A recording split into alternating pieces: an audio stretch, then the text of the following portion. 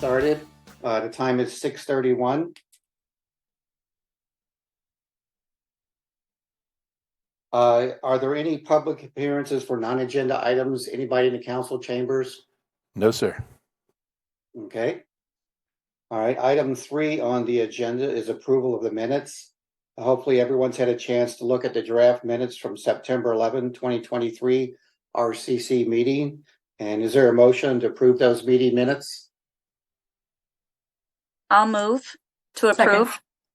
Second. Anybody? Gabrielle, second. Okay.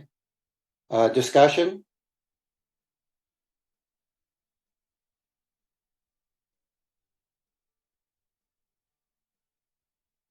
But the meeting minutes look good. Oh, people were on mute there. Any discussion? If no discussion, all in favor of approving the draft minutes from September 11, 2023, say aye. Aye. All opposed? Not opposed? Okay. One thing I did forget is to appoint a timekeeper. Diane, do you mind being timekeeper?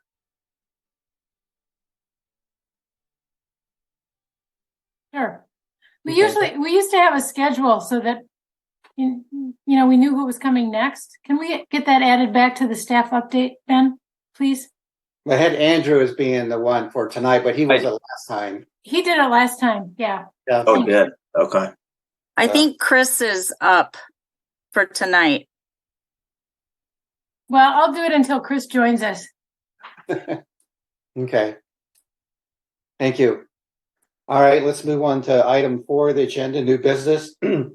Excuse me. Ben, do you want to introduce our first presentation from the Wisconsin Eco-Latinos group? Yes, I sure could. I think maybe Gabriella may have some more things to add, but it looks like Christina here is with us today with the Wisconsin Eco-Latinos group. And she's going to share some things about the group and initiatives and all the kind of activities that they've been involved with and all that good stuff. Great. Yeah, I'll just add that Christina reached out to Mayor Radafrada to talk about the group, and she connected her with me. Thought that RCC would be a good place to discuss, since I believe that there's a lot of alignment. Though I look forward to hearing what she has to say. And for Christina, we do a lot of outreach to the community as part of this commission. So maybe we can find ways to collaborate. So we'd love to hear from you. Well, thank you so much. Thank you for inviting me. As you said, my name is Cristina Carvajal. I'm the founder and executive director of Wisconsin Eco-Latinos. Can I share my screen? Yes, you may. You should be good. Okay. This one. Can you see my screen now? Yes. Excellent. Yes. Excellent. So, yep. So we're a nonprofit organization. Our mission is to engage Latino community in environmental conservation and climate change action. And in general, we advocate for our community inclusion in the decision-making process on issues related to the environment. Part of also our mission is also centered on environmental justice. And as you probably know already, unfortunately, minorities and people of color are exposed to pollution at a higher rate than other people. Either because environmental justice is a wide, complex issue. It intertwines factors like social vulnerabilities, health predisposition, environmental burdens, and now we have to add climate change too. So we want to address these issues. How do we do this? This is really wide, topic. So the way that we approach it is we focus on environmental literacy, through bilingual outreach. We teach, we do lessons, engage people in different ways to teach them about basic concepts in environmental conservation. One of our main focus areas is pollution and health. We want people to learn how the environment is affecting their health and the pollution is affecting their health. And now also we have climate change adaptation. We have extreme weather, and the measures that we can take, the actions that we can take to protect our health, and also the ways we can understand how to transition to clean energy. So this is a lot, but we try to do one little bit at a time.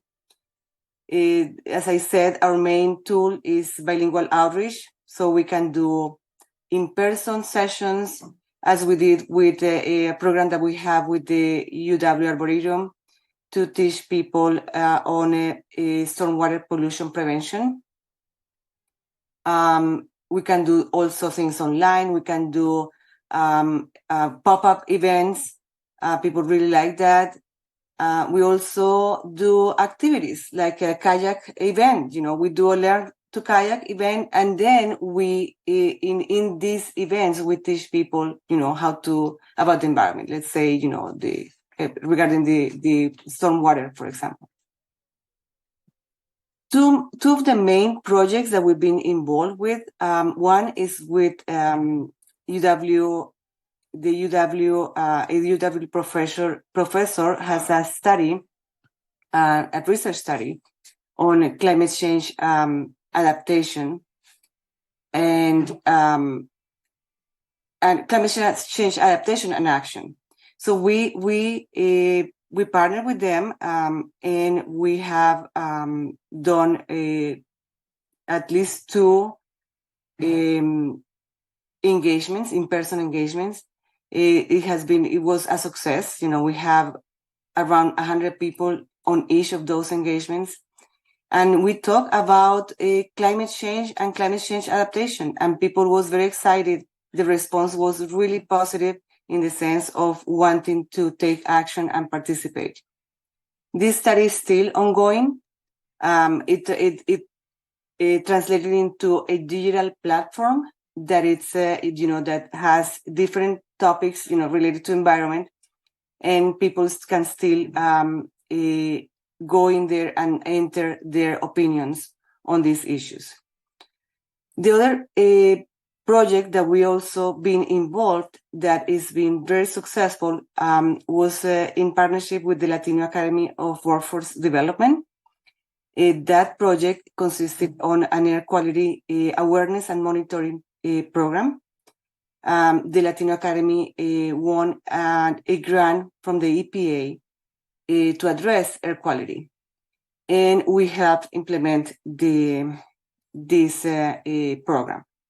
We taught students, a group of Latinos, about the basics of air quality. How, why is it important to monitor? How can we protect our families from when they say, there is a bad air quality alert? And why is this important? And how can we reduce exposure and reduce air pollution too? And then we also help them install these purple air monitors, which are these small air monitors that people can install outside, and then they had the experience, to be able to read. And this data goes into a map.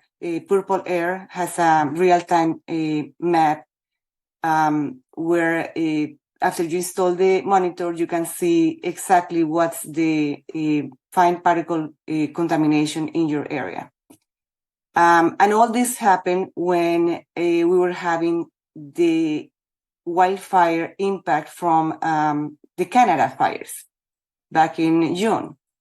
So we had the experience right there, people was able to read, that the fine particles were, off the roof, they were in the worst level on the chart of alertness. And they really, understood, why is this important. This project was also very interesting because after all this group of students learned all these issues, they went on and did their own outreach projects with their families and friends. The goal was for them to teach what they have learned. A very successful program. We got coverage from the news, and everyone was very excited about it too. We also had our first bilingual environmental conservation fair back in April to celebrate Earth Day. We gathered people, different organizations with messages in environmental conservation and climate change action, clean energy, electric vehicles, and we gathered this was at Warner Park, actually. Also, the community really likes something like this.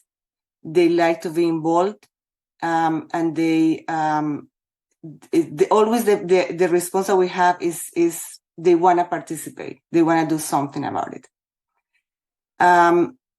We would love to do something like this next year because we understand Fitchburg has a very high population of Latinos, and we were thinking of planning on doing this fair next year around April, in sometime, in somewhere in the area of Fitchburg too, one of the parks in there. And this comes to what's next, right? What's coming? What's next? What's our plans for the future? You probably already know about the unprecedented investment in with the Inflation Reduction Act from the federal government, EPA, Department of Energy, and many others are giving these huge grants to cities, states, organizations to move into decarbonization, to reduce fossil fuel dependence, electrification, moving onto a renewable energy, and of course, climate change resilience. So, my concern here is how to make sure the people, that needs the most benefits from this investment. Because this all on the paper, it sounds fabulous. It sounds like everyone is going to have, renewable energy, but it's not that easy. People need to know that this is going on. And second, they need to implement, right? This is going to work if everyone implements, these measures. They take the tax credits, they take into, weatherizing their homes and all this. And this is where I think there is a lot of work to do. We need to do a lot of outreach and make sure that the communities that needs the most, the minorities and people of color, Latinos and Black community and many others get involved in these programs. I don't know what plans the city of Fitchburg has already implemented regarding these measures, but we would definitely love to participate in the conversation. And if we can partner, somehow to help the community in Fitchburg implement these programs, that would be great. This is basically, I wanted to make it somewhat short. If you have any questions, let me know. I have a couple questions, Christina. Yes. Actually, we've written a lot of articles, things like idling reduction to help air quality. I think we're happy to share those with you if you want to translate them if necessary. But I'm wondering what is your what do you think your organization's greatest challenge is? Well, as a nonprofit, always the challenge is to capacity, to have funds to hire people to help, right? Is usually is one of our main challenges. We would love to present and go, many places, but there is so many things that we can do. We have right now, it's me and we have an intern from UW, and we're in the process. We got a little grant in the process to hire a part-time, but that's usually, it's usually a challenge, to because we work on grants, right? One other thing I wanted to mention, we have a community outreach subcommittee, and they've got, I think, a pretty nice package put together of how to reach out in the community. So when you get ready to do your event in Fitchburg, if you can let Ben know or give one of us your contact information, we can partner together and publicize that and work with you on that. Absolutely. Yes, absolutely. That would be great. Thank you for presenting. You're welcome. Yeah. Thank you, Christina. This is a very, very interesting organization. I've never heard about you, and pretty exciting on what you're doing to help inform and educate, other members of the community about what's going on with our environment. So thank you for doing that. I know it's difficult being a nonprofit to handle all this, but it's nice to see that this is out there. Thank you. Thank you.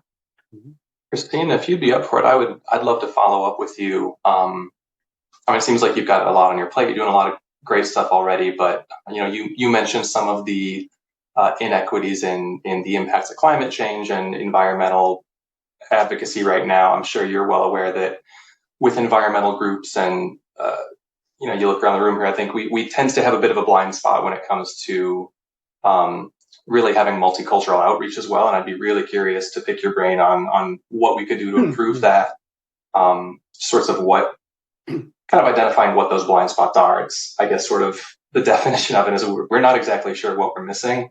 I know it's something that we're starting to have a sustainability plan right now, looking to get some participation. And I mentioned that to you in an email. Yes.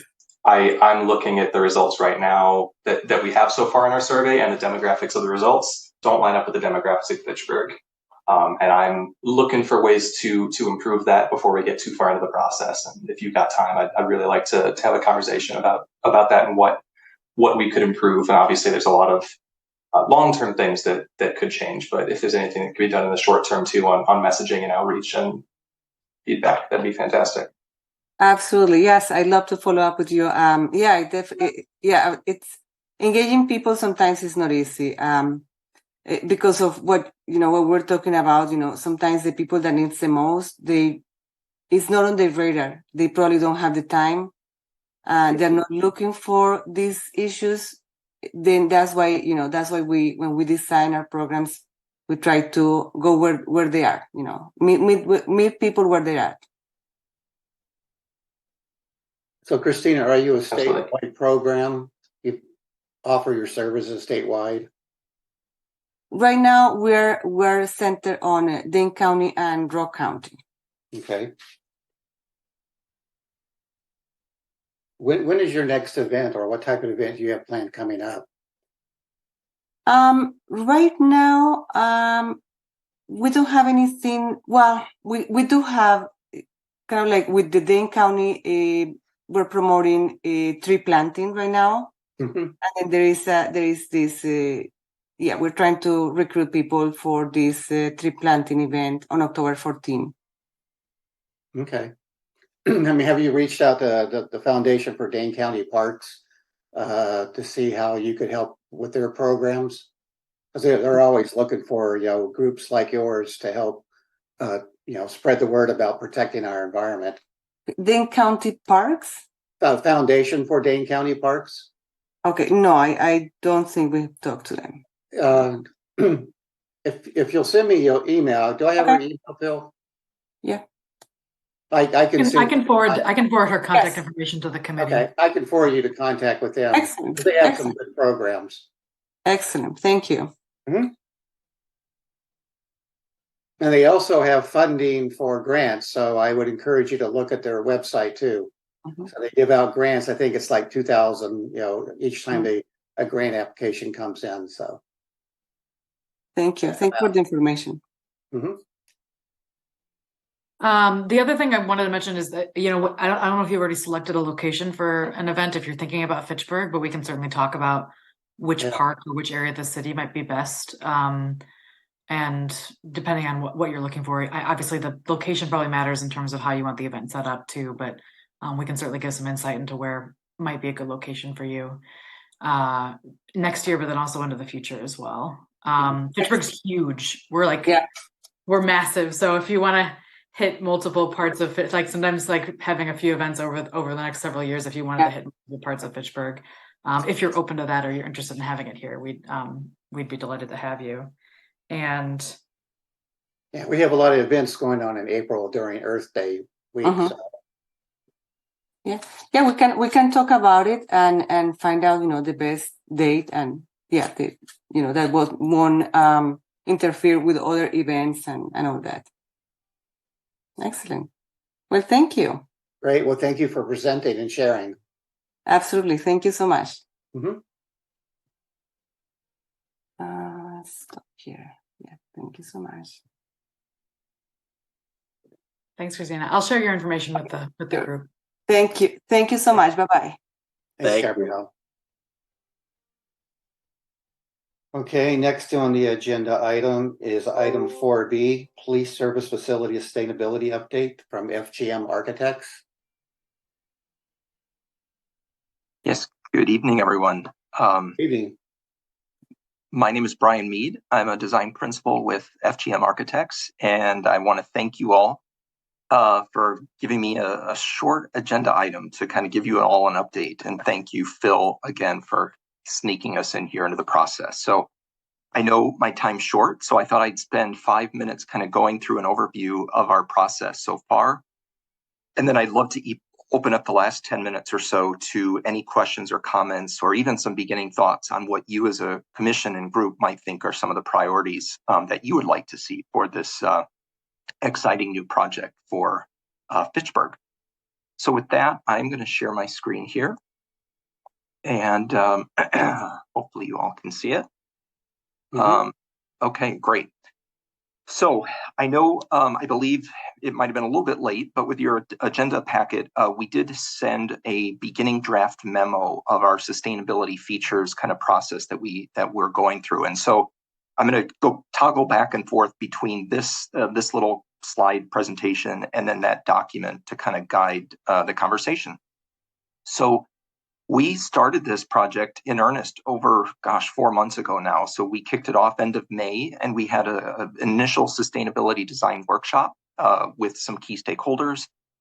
During that workshop and since, with Phil and others, we've started to review different climate programs and guidelines, both local, regional, statewide, looking at the Climate Champions program, looking at the Dane County Climate Action Plan, and as a team getting more familiar with all of those different energy performance goals and lead targets. So, different ideas and targets and goals have been vocalized in the months since we started the project, thinking about 100% renewable electricity by 2030, different percentages of reducing greenhouse gas emissions based on the Climate Action Plan, 50% by 2030.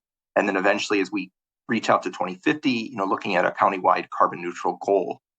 Obviously deciding, okay, with a given budget for this project, what kind of goals can we attain?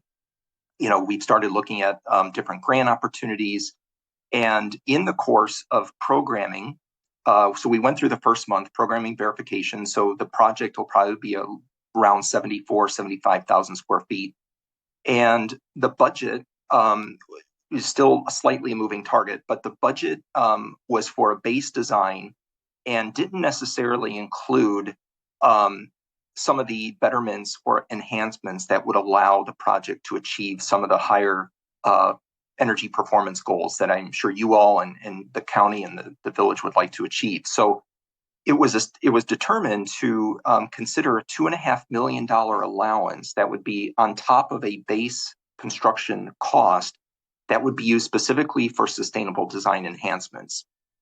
And so obviously we all as a group want to determine what is the best way to spend those $2.5 million to achieve what folks think are the most important goals. And I know those goals and priorities may differ, but depending on which group you talk to.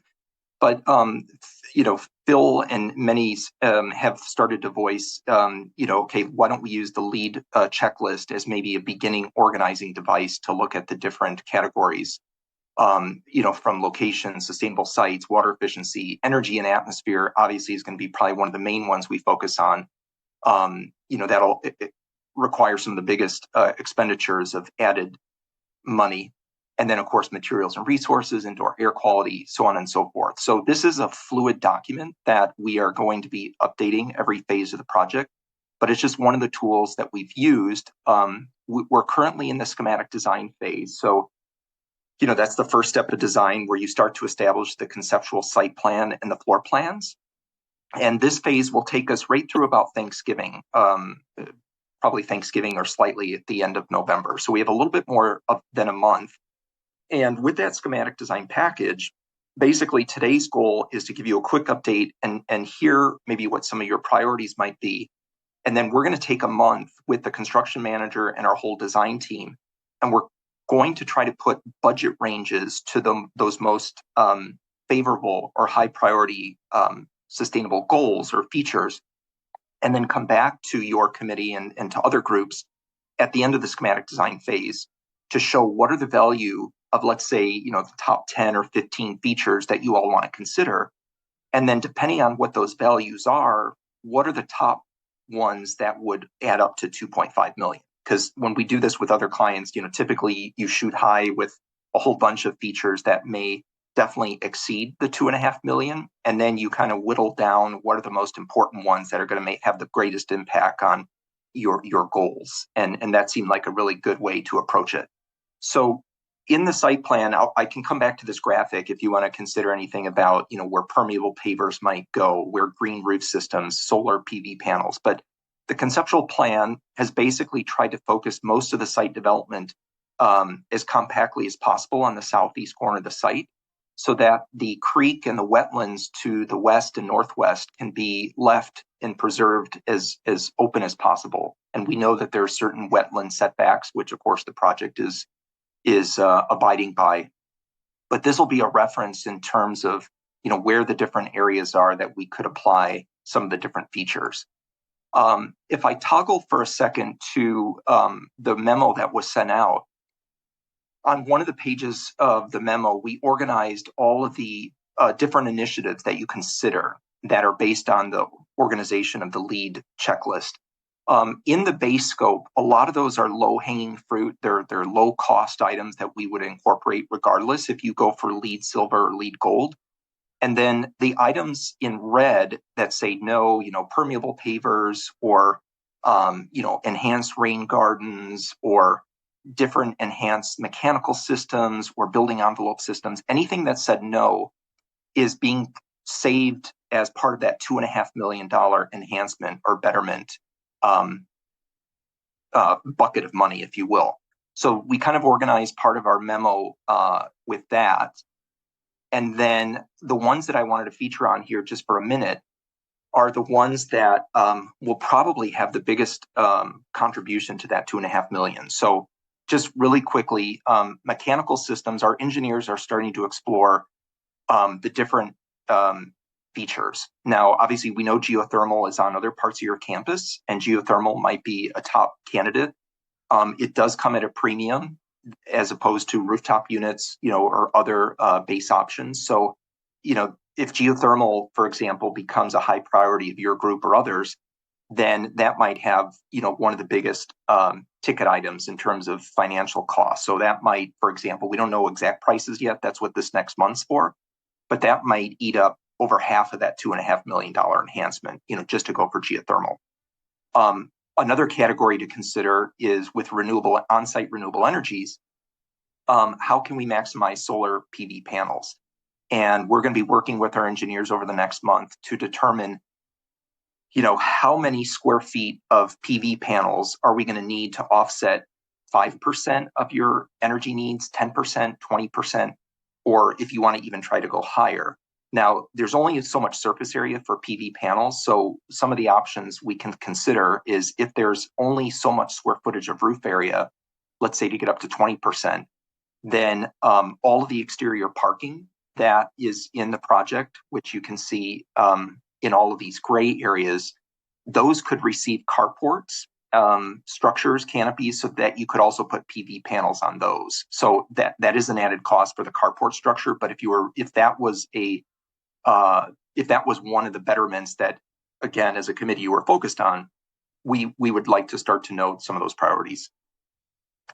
Green roofs will be coming up here in a second. Exterior envelope enhancements. This gets into going above and beyond code for wall insulation, roof insulation. We could explore triple glazing or laminated glazing to really improve the tightness on the value of the envelope.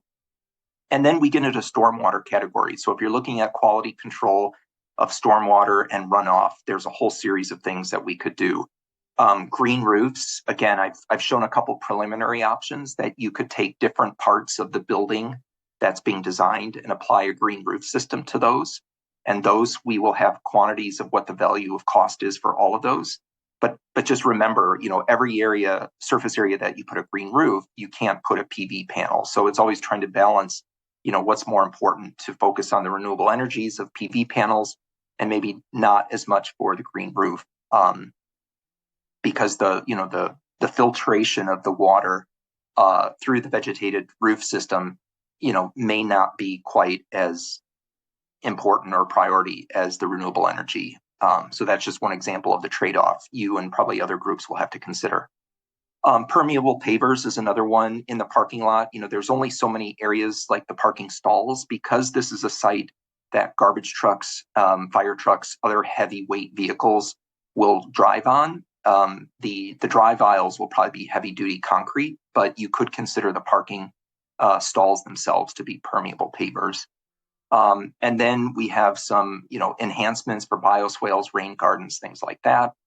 And of course, we could even get into rainwater harvesting. So you could add potential underground cisterns if you wanted, depending on the use of gray water for flushing, for landscape irrigation, things like that. So anyway, that is a high level of our process of what we're going through. And again, we're going to take a lot of these that are, these cells are blank right now that says cost range low, high, and midpoint. And we will be starting to fill these in over the next month. But, we thought with tonight's meeting, if you all wanted to weigh in for a few minutes and either ask questions or maybe verbalize what some of your priorities might be for this project, we'd love to hear that. Hey, Brian, this is Ron. Yeah. I didn't see anything in the memo regarding electrical vehicle charging stations. Will those be in place? Yes, they are.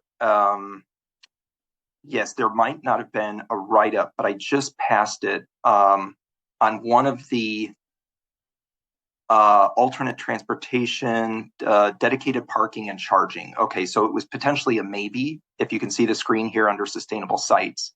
Okay. We had an enhancement for dedicated parking and charging. So we have definitely talked about that. Of course, the question is, depending on how many electric vehicles will be in the fleet, in the village municipal fleet in 5 years, 10 years, 15 years, both for municipal vehicles and citizen vehicles, it's always tricky to determine, when it opens in a couple of years, what is the right balance of how many should we provide in the public versus the staff parking lots? And then what kind of infrastructure should we plan for future numbers? So it's a maybe, but any feedback on, how important you want to put value on that or quantities would be welcome. Okay. Following up on that, if I may, in terms of electric vehicles, it's not just the the police vehicles being electric, but from my understanding is that some of the newer police vehicles, even the ones that are gas powered, have plug-ins so that you can plug in when they're just idling, so they don't have to idle to keep all their equipment running, that they can actually just plug in and turn off the engine. So it's not an electric vehicle per se, but it is an electric input so that they can turn off the car without logging out of all of their equipment. And that my understanding is we have a couple of vehicles like that nowadays that are parking in our very small inside garage for the police station. But so it seems like I don't know if I'm sure you might be familiar with that already, but thank you, Gabriella. Yes. Yeah, it definitely is something that I'm interested in because the emissions from our vehicles is a huge part of our greenhouse gas impact as a city, especially as we've done fairly well on the whole, and we obviously have a lot of work to do still, but those gas powered vehicles and the police vehicles in particular are just a huge part of our greenhouse gas emissions as a city. One thing we did discuss, so we had a group meeting maybe 4 or 6 weeks ago to kind of talk about preliminary goals with this project and sustainability specifically. And with the electric vehicles, we had talked about, it's not just a binary choice. Either you prepare for them or you don't. We could invest in making public spaces or staff spaces, equipping them with EV chargers. You can also make them EV ready. That's something that's happening a lot. I know there is an ordinance in Madison now that any building of a certain size, I don't know if it's just residential or any project at all, at least has to have a certain percentage of its spaces EV ready, if not with chargers installed. So if that's something that's, we're looking at cost being a consideration and, outfitting 20% of the spaces with chargers now is cost prohibitive, maybe doing EV ready so that later on you can purchase the chargers and install them with grant assistance or things like that. That certainly is something that we can look at as well. With the current City Hall plugins, I'm not sure, Brian, if you know about this or if anybody else does. I know that for electric vehicle plugins, you need a dedicated 220 volt outlet. A lot of the outlets you get in your home are 110 volt. I think those might be the ones that the police cars are charging into right now, is those 110 volt, just because it's a lower power requirement of their vehicle equipment. But I'm not positive on that. Yeah, it is a good point. A couple projects we're doing right now, we're trying to be EV ready. And so our electrical engineers are wanting to make sure that the electrical panels in the building, that there's definitely the right configuration and capacity for that. So it is absolutely a good time in design to plan for, if it isn't day one, what is that percentage we're trying for, just to make sure that we can get as prepared for in our electrical layouts and panels as possible. Diane? First of all, I'd like to thank you for bringing this to the commission. And I'm just disappointed we don't have more time to discuss it. Secondly, we're already 1 minute past the allotted time. And the other thing, one question I have is, when you're calculating the 2.5 million and the things that are going against that, are you just considering the incremental cost? For example, if I think very strongly we should use geothermal. So would that be the whole cost of geothermal, or be the cost of geothermal less what traditional heating would be? Correct, the latter. So it would be the delta. You're right. So anything baseline, whatever the basic RTU rooftop unit system is, whatever a basic drainage system for pavement, if it's asphalt, all of that is baked in. And so anything that you're going to see next month is just an incremental, the difference between that. My suggestion is, because obviously 2.5 million is not going to cover everything, include the things that can't be added later. For example, allow for lots of solar panels, and maybe some of those have to get added later. But for geothermal, that would be a little bit difficult to retrofit. I think that we would be unwise to not use geothermal. That would be very short-sighted.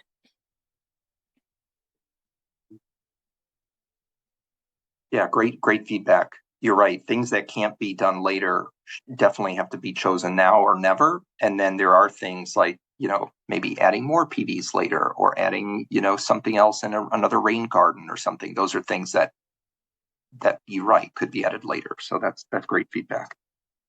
Hey, Brian, can you share with us or Phil your contact info so we can follow up with some additional questions or things that we might find that should be considered? Absolutely. I know this was a very short amount of times, and I'm sure you all have many, many thoughts. So we would absolutely welcome that in whatever forum you want to funnel through Phil or whoever. We would love that feedback. Yeah. And we like to have a later date too. I have one question though, but in regards to the Inflation Reduction Act that exists right now, are there credits for municipalities that are building, more green buildings that exist that we could tap into? Or is that something we can look into? I don't know if it's something offhand or. I don't want to misspeak, but I can definitely research that more to know what kind of incentives there might be currently. Great, thank you. Yep. So any last questions before I know you all have to move on with your busy agenda? Oh, thank you very much for presenting. Great. And I'll share, again, I know this was a short slides, but I can share that with Phil and the group and our contact info as well. So thank you all. All right, thank you. Okay. Bye. Okay, moving on to agenda item 4C, adoption of resolution R-183-23, setting the 2024 solid waste collection rates. Is there a motion out to approve this resolution? I make that motion. Second? Second, okay, open for discussion. Ben, can you tell, it wasn't in the minutes from our, I think it was our August meeting. Can you tell us or remind us what the rates were that RCC suggested?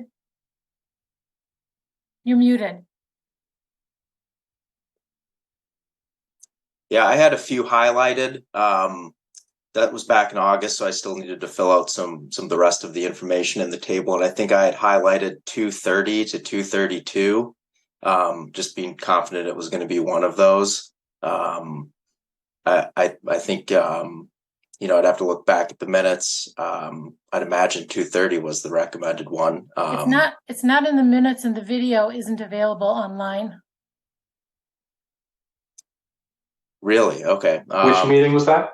August.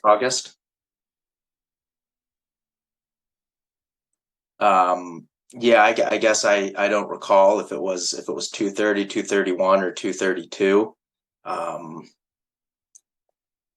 Initially I was hoping it could just be 230, which would just be a $2 increase, but after filling out the rest of the table, there's still going to be a fund balance needed. So there's still a $33,000 deficit in the fund balance, or in the budget that will come out of the fund balance. So that sorry, I'm looking at my other screen here. So that would still put us at 28.1% of the annual budget. So that the fund balance after using some in 2024, the total fund balance would be, like I said, 21.8% of the total annual budget. So typically the recommendation or guidance I've gotten, you want to keep that in between like 15 and 25%. So we're right around there.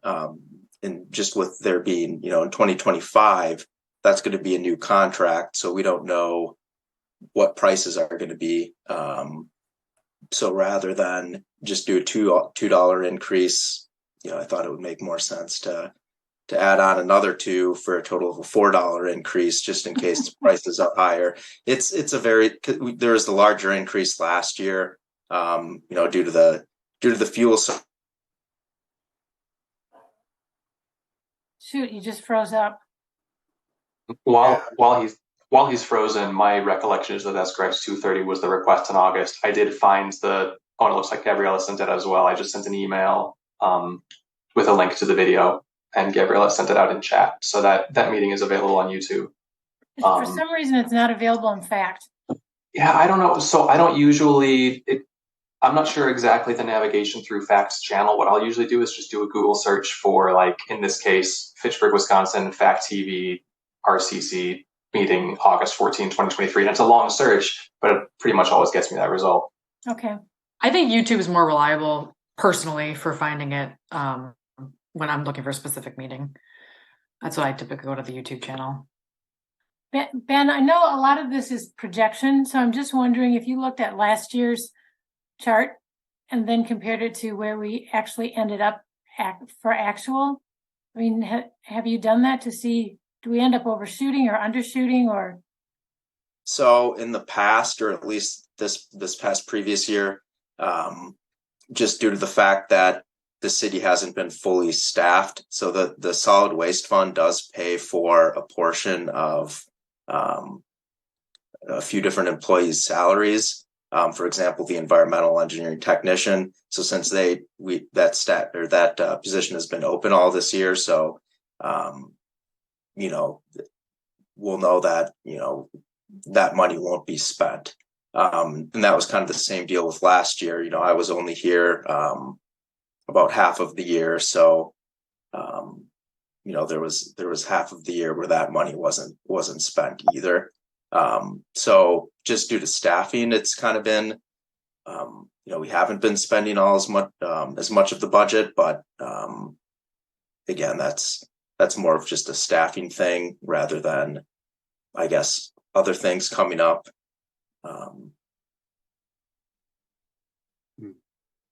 That answers the question. I appreciate that the calculation that you did and dipping a little bit into the fund balance to make it to make it not as big of a jump. I think that that's the right call given how healthy our fund balance is. I know that was a long discussion last year and the year prior. I actually think it was mostly last year, but I do think that's the right call. But the fact that we're dipping into the fund balance, I think, indicates that this is a necessary increase, even though it is yet another jump. But I think that's, with inflation and the realities that we're facing right now, I think that seems like that just is what has to happen. Yeah, and so there's some things we can predict, of course, what the numbers that we have in the contract with Pelletary. We know exactly how much per unit we're going to pay for recycling refuse. We know what that unit cost is.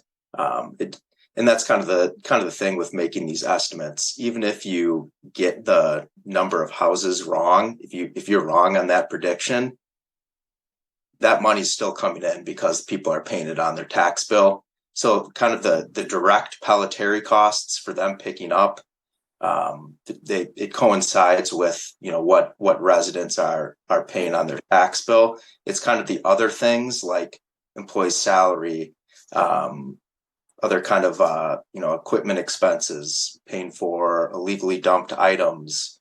If those things go up, that's not tied directly into what the city pays Pelletary. It's just that Pelletary's cost is the biggest in this budget or in this account. There's also a little bit of savings because we haven't been paying the STAR, correct? Because that comes out of this fund. Yeah, I think I want to say maybe 40, I think it'd be 4,000, yeah, something like that. A month? No, annually. Total. Okay. Annually, yeah.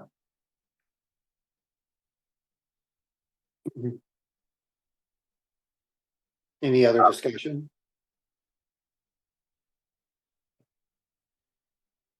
If not, I think it's wise to be thinking ahead to where future contracts could go with this, but I'd also, as we're prepping documents, giving us some flexibility, to track things like cardboard and the number of pickups out there, when we were hearing that they're getting picked up, daily out there, I think about like most of the cardboard getting dropped off during the weekend, likely. But I don't know that we have, great data to know how full all those dumpsters are when they're getting picked up. So just having flexibility to, maybe upsize that during like holiday season when there are more packages coming in, and potentially downsize at other parts of the year to just try to be as smart as possible with our funds on some of those things that, everybody in the community's paying for, but, it's, we're getting it picked up, and I don't know, like, if it's really needed some of those times. Right. And there's definitely, there'll be some agenda items coming up just kind of regarding the RFP. So it's, it's a year out, but it'll come a lot faster. So we'll try to make sure there's ample opportunity for all these discussions before we put an RFP out. Ben, if we plan in the future to do something at the recycling center in terms of like staffing to monitor traffic and vehicles coming in, would it come out of this budget? Or, I mean, I just saw some of the stuff that we'll be talking about in the future, how much cardboard's coming in compared to other cities that have manned people that have staff out there watching people come in. So, right. I mean, it most likely would come out of this budget. I would assume, I guess I can't say for sure. It would seem that it would make sense. I'll just say that I think, I did a little bit of looking into some of the other recycling drop-off sites. One, the drop-off sites that accept more than just like brush and yard waste are pretty much across the board staffed. So I think with staffing, you also have the opportunity to collect more items. For example, you could collect electronics if you had someone there that could take payment. But the other thing that all these staffed sites have in common is their hours are much, much less. So they're not, the staff they have, they're not there 40 hours a week. Some of these sites are maybe only open 2 days a week, or maybe they'll be open 5 days a week, but limited hours, maybe a 4-hour window. So there's, I guess, some kind of trade-offs between staffed and not staffed. Staffed, of course, you wouldn't be paying the illegal dumping fees, hopefully. So yeah, there's a lot of different ways that I didn't see a single drop-off site that was exactly the same as another one. Hours, things that they collected. So everyone does it a little bit differently, but definitely across the board, the staffed ones, it was much more limited hours. So that would kind of be the trade-off. But those are things to think about. yeah, thank you. Any more discussion? Okay, if not, let's make a vote, take a vote on approving a resolution or disapproving resolution R-183-23. All in favor of adopting the 2024 solid waste collection rate, say aye. Aye. Opposed? Not opposed. The resolution passes. Next on the agenda item is 4D resolution. We're 11 minutes behind. Okay, thank you, Diane. 4D resolution R-181-23, authorizing acceptance of contract with Purple Cow Organics LLC for brush and yard waste processing services for 2024-2026. Is there a motion to adopt this resolution? I make that motion. Okay, Diane first. Second. Second. Discussion. Ben, how much are we paying this year? It is it's $600 less than I think it's 22,700, something like that. Okay. So I think it went up $600 for 2024 compared to 2023, and then each year after went up $500. Yeah.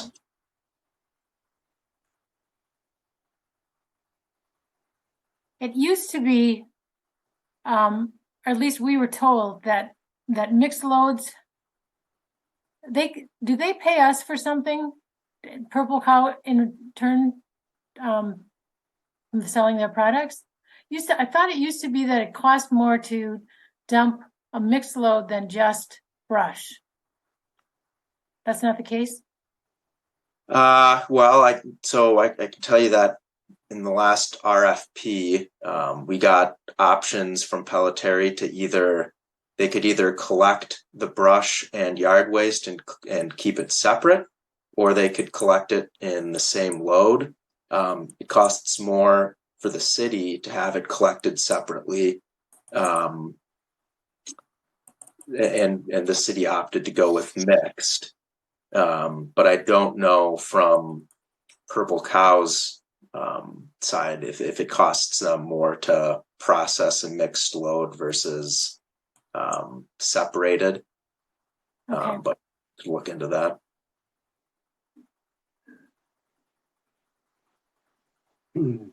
Any other discussion?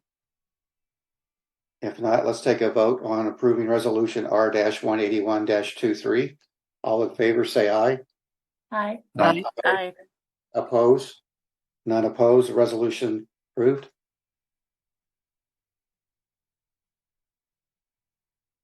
Next on the agenda item is item 4E, review draft of 2024 solid waste and recycling calendar.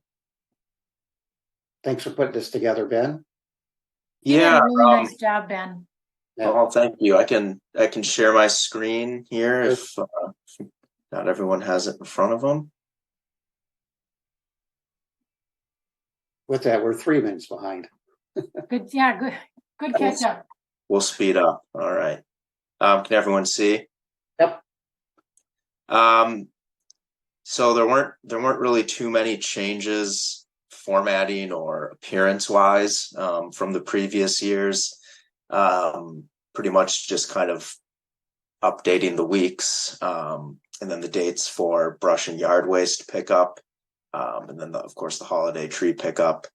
I think I did highlight or emphasize a few different things down here, especially not tying the bags. That's kind of one thing that Pelletary has been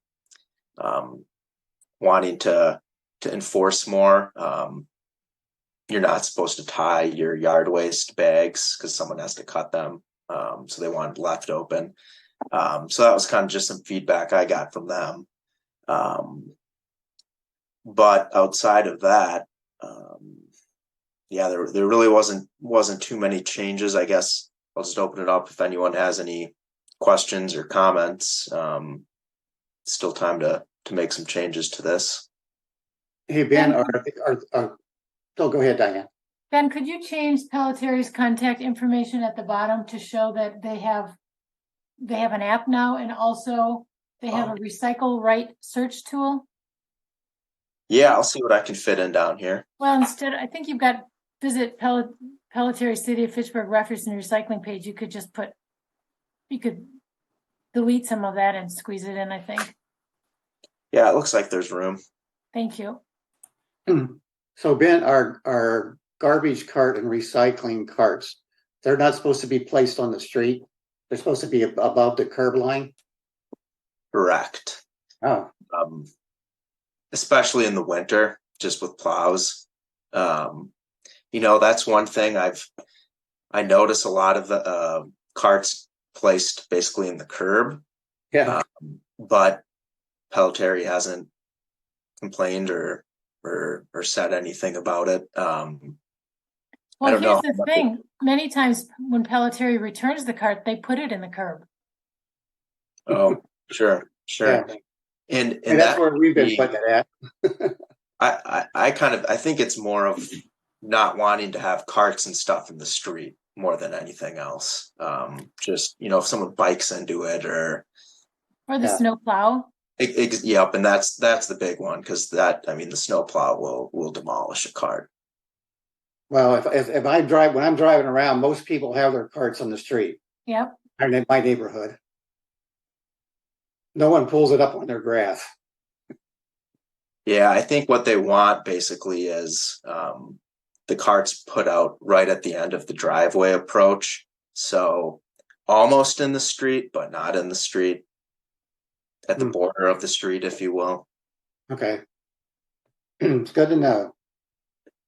Yeah, I think the other thing is when we have like storm events, if you had like a real gusher of a storm, and if you had those that would block kind of the flow of water, your cart could get washed away and tip over potentially. So I see people put them every which way in Swan Creek as well. Most of the people on our street, because all of our neighbors kind of have followed my lead for a long period of time. So they tend to put it in the right spot. That's suggested, kind of down at the end of the driveway, but not on the curb. I know that's kind of a pain for some people to, back out their cars, and some people have an accident and hit their cart those mornings. Fortunately, I have not had one of those accidents yet. I think I'm used to it, but, I think that is, the other reason, we've talked about snow plows, bikers hitting them, but then, also, storm water runoff if you had a storm event during that time too. Yeah, that's a good point. We actually did have one of our commissioners was from the other side of Verona Road, and one of our storm events, a lot of the carts were knocked over and the contents just went rushing down the street along with the storm water. Ben, if you are doing that recycling cart sticker, I don't know if you're planning to get that out, but maybe you could include a note with that reminding residents not to put their carts in the street. Yeah, I think that'd be good. Good point, Diane. Yeah. Yeah, so I don't know if I followed up on this because I had mentioned not seeing it before I actually looked at my recycling cart after that discussion. It is on there. It's all stuff that I kind of knew by now, so I'm sure once I read it didn't stand out to me that it was on there. But at least my carts do have that information, including keeping the cart off the curb. Yeah, I'd be curious to know, Ben, if maybe Pelletier could tell us whether all of the carts do have those, or if we need some refreshers in some of them. Yeah, I'm not sure that the new carts are getting those stickers. Got it. I just found about probably 200 of them in the office the other day. Unfortunately, they were folded in half and probably were folded for a very long time. I don't know if they're usable anymore. Maybe, but that is something we wanted to do, especially out at the parks.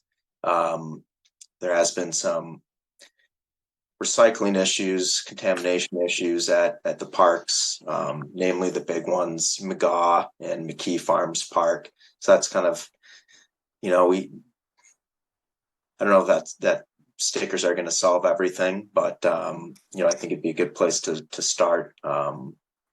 They can't hurt. Exactly. We can also do social media on it. I mean, it's not a bad reminder to do ahead of snow plowing season. So that's a good time to send that out. We always have new residents. I know I've posted it a couple times in Swan Creek over the years. Just kind of that photo that we've had for a long period of time that just shows the proper placement of your refuse and recycling carts. So could definitely just share that again, and and then I think the important thing is explaining the why, so people understand why we make that recommendation. Right. And you could put it out also on the city's webpage and their Facebook page. I mean, I don't know how many people look at that, but since we can't use the star to get the word out to everybody, that would be another option. Yeah, we'll see. I think social media and Fact TV are definitely good places to start. Whether or not maybe there's another mailing next year with some more information. If we go that route, that would, of course, be another good place to include some of that information. How are you going to get the calendar, this 2024 calendar, out to folks? Because that's historically, did you mail it last year, or was that part of the Star? I mailed it last year To everybody? to everybody. Yeah. Well, then you could include in there, like just a stapled little reminder that please don't put your carts in the curb because. Mm-hmm. Yeah, last year I included some just kind of recycling tips with the calendar. This year, yeah, I could shift over to more process and procedure, if you will. Yeah, good idea. All right, thanks, Ben. Moving on to agenda item 5, old business, fall shred event recap and discussion. Ben? We knocked off. So I think it was a really good event. Not quite the turnout as there had been in previous years, but the electronics number was it wasn't terrible. I mean, it was still over 8,000 pounds of electronics. I think there have been years in the past where it's been at about 8,000. If you saw, I sent out an email that just kind of had a bar graph of a comparison from previous years. So definitely a little bit lower or lighter on the electronics, quite a bit lighter on the paper. I think that's been trending down. People doing paperless, probably a big factor. And then med drop 57 pounds. So that's also, fairly in line with what we see, a little bit lower.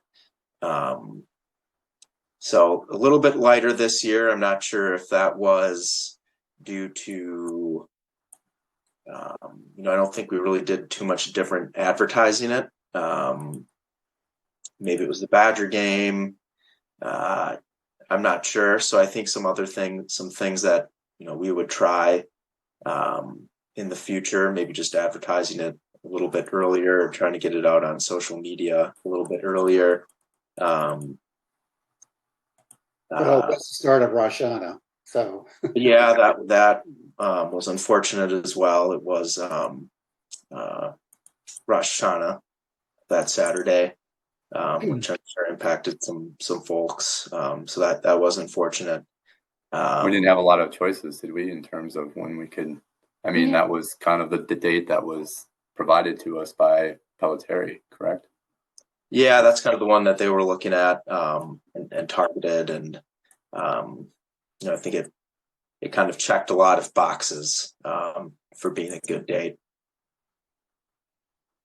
I have a couple of things. One, I thought the shredding part, that's probably the lowest turnout I've seen for paper shredding. And I didn't realize this, but Pelletieri apparently only has one free shred event in our contract. And they said if we're going to continue to do 2, they're going to start charging for the second one. And I can't remember what he said. I think it was like $400. And I'm thinking, about the number of people that the work that goes into organizing it and the number of people that staff it. Maybe we should consider just doing a spring one and not a fall one. My other thought is, this is from also last year, we need more idling reduction signs. We didn't have any by the shredding. I don't know how many you had by the electronics, but I thought you were going to order more, Ben, but somehow either you didn't or those didn't get to the shredding site. I did not. So we had 3 kind of down the driveway, I want to say, and by electronics. I think we put them in the same place we have for past events. So there was one just past Kim where people had to split between electronics and shred. There was one for the long line of electronics drivers. I don't remember where the third was, but we did have 3 out there. I don't know. I don't know where else we want to add them, but I think there should be one in front of where people have to stop for the shredding. I mean, I had to ask almost everybody to turn off their engine. And first of all, I don't want to be unloading with a muffler exhaust blowing at my face. So Mhm. I think we need one there. Okay.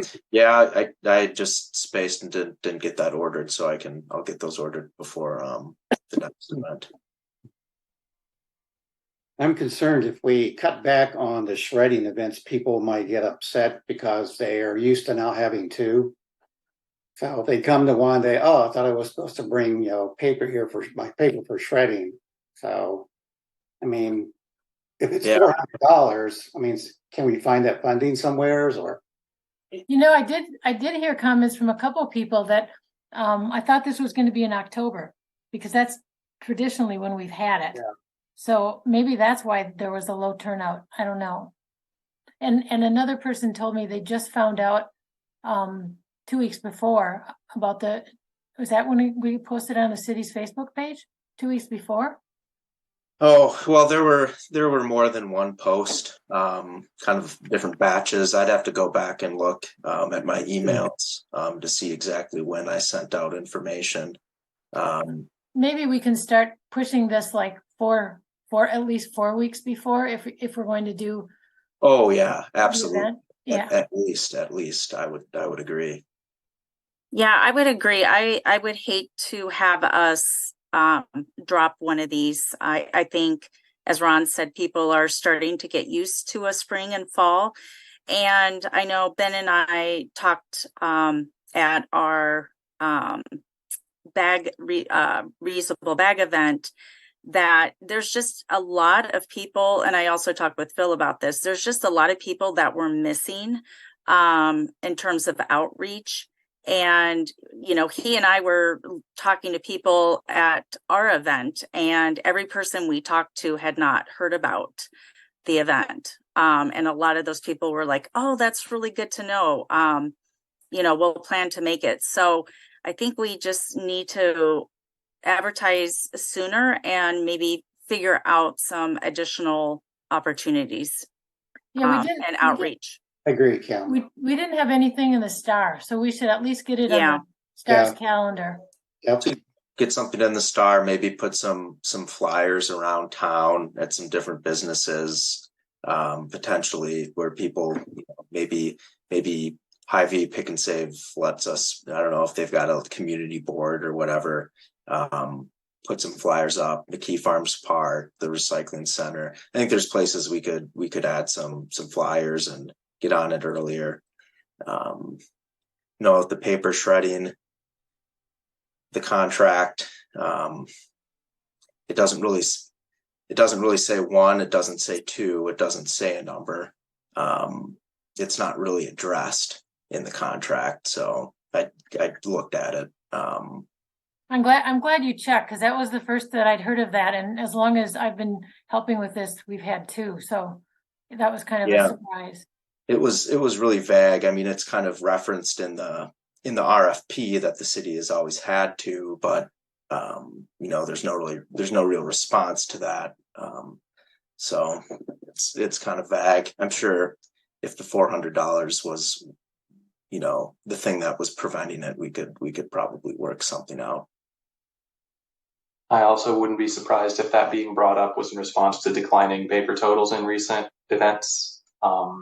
So if we can increase marketing, reach some people that maybe haven't heard about it before and start getting those numbers back up, it might be less painful to bring those trucks out twice a year.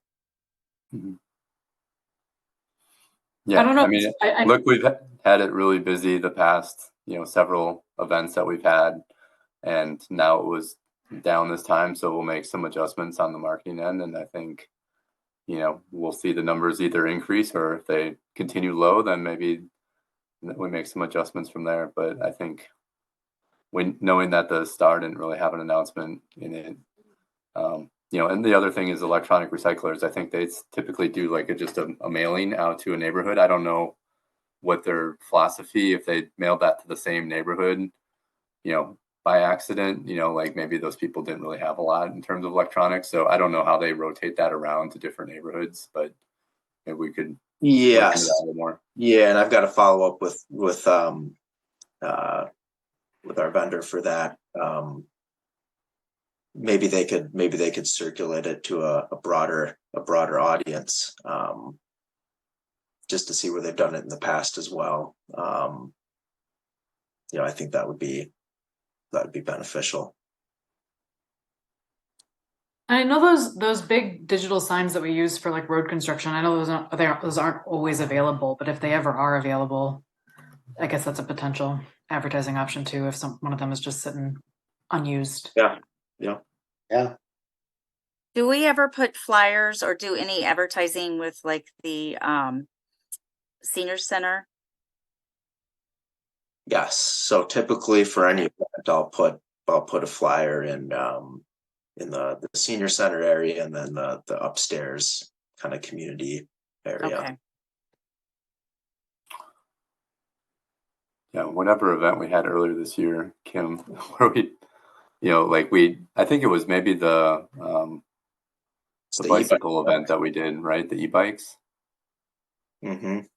When we did that event, like most of the people, and we gathered information when people signed in as to where they heard about it, and like a good chunk of the people, the most of them had heard about it through the senior center flyer. So that is a good, idea, Kim, to make sure that we're hitting that with our events. Yeah. And marketing. Great. What a good ideas. Okay. We're actually almost on schedule. Depends on which clock I look at. Yeah. Let's move on to item 5B, which is the Pelletary meeting recap and discussion. Ben and Diane and Chris, anything you could share on that? I mean, it sounds like it was a great meeting. You want to lead off, Ben? I can start it off. So yeah, we met with Todd Bolenbach, and it was a very good meeting. He was able to get a lot of information to us, and answered a lot of questions. So we talked about several things. One of the main items being leaf and brush pickup, and what their future is with, would they ever get a vacuum truck?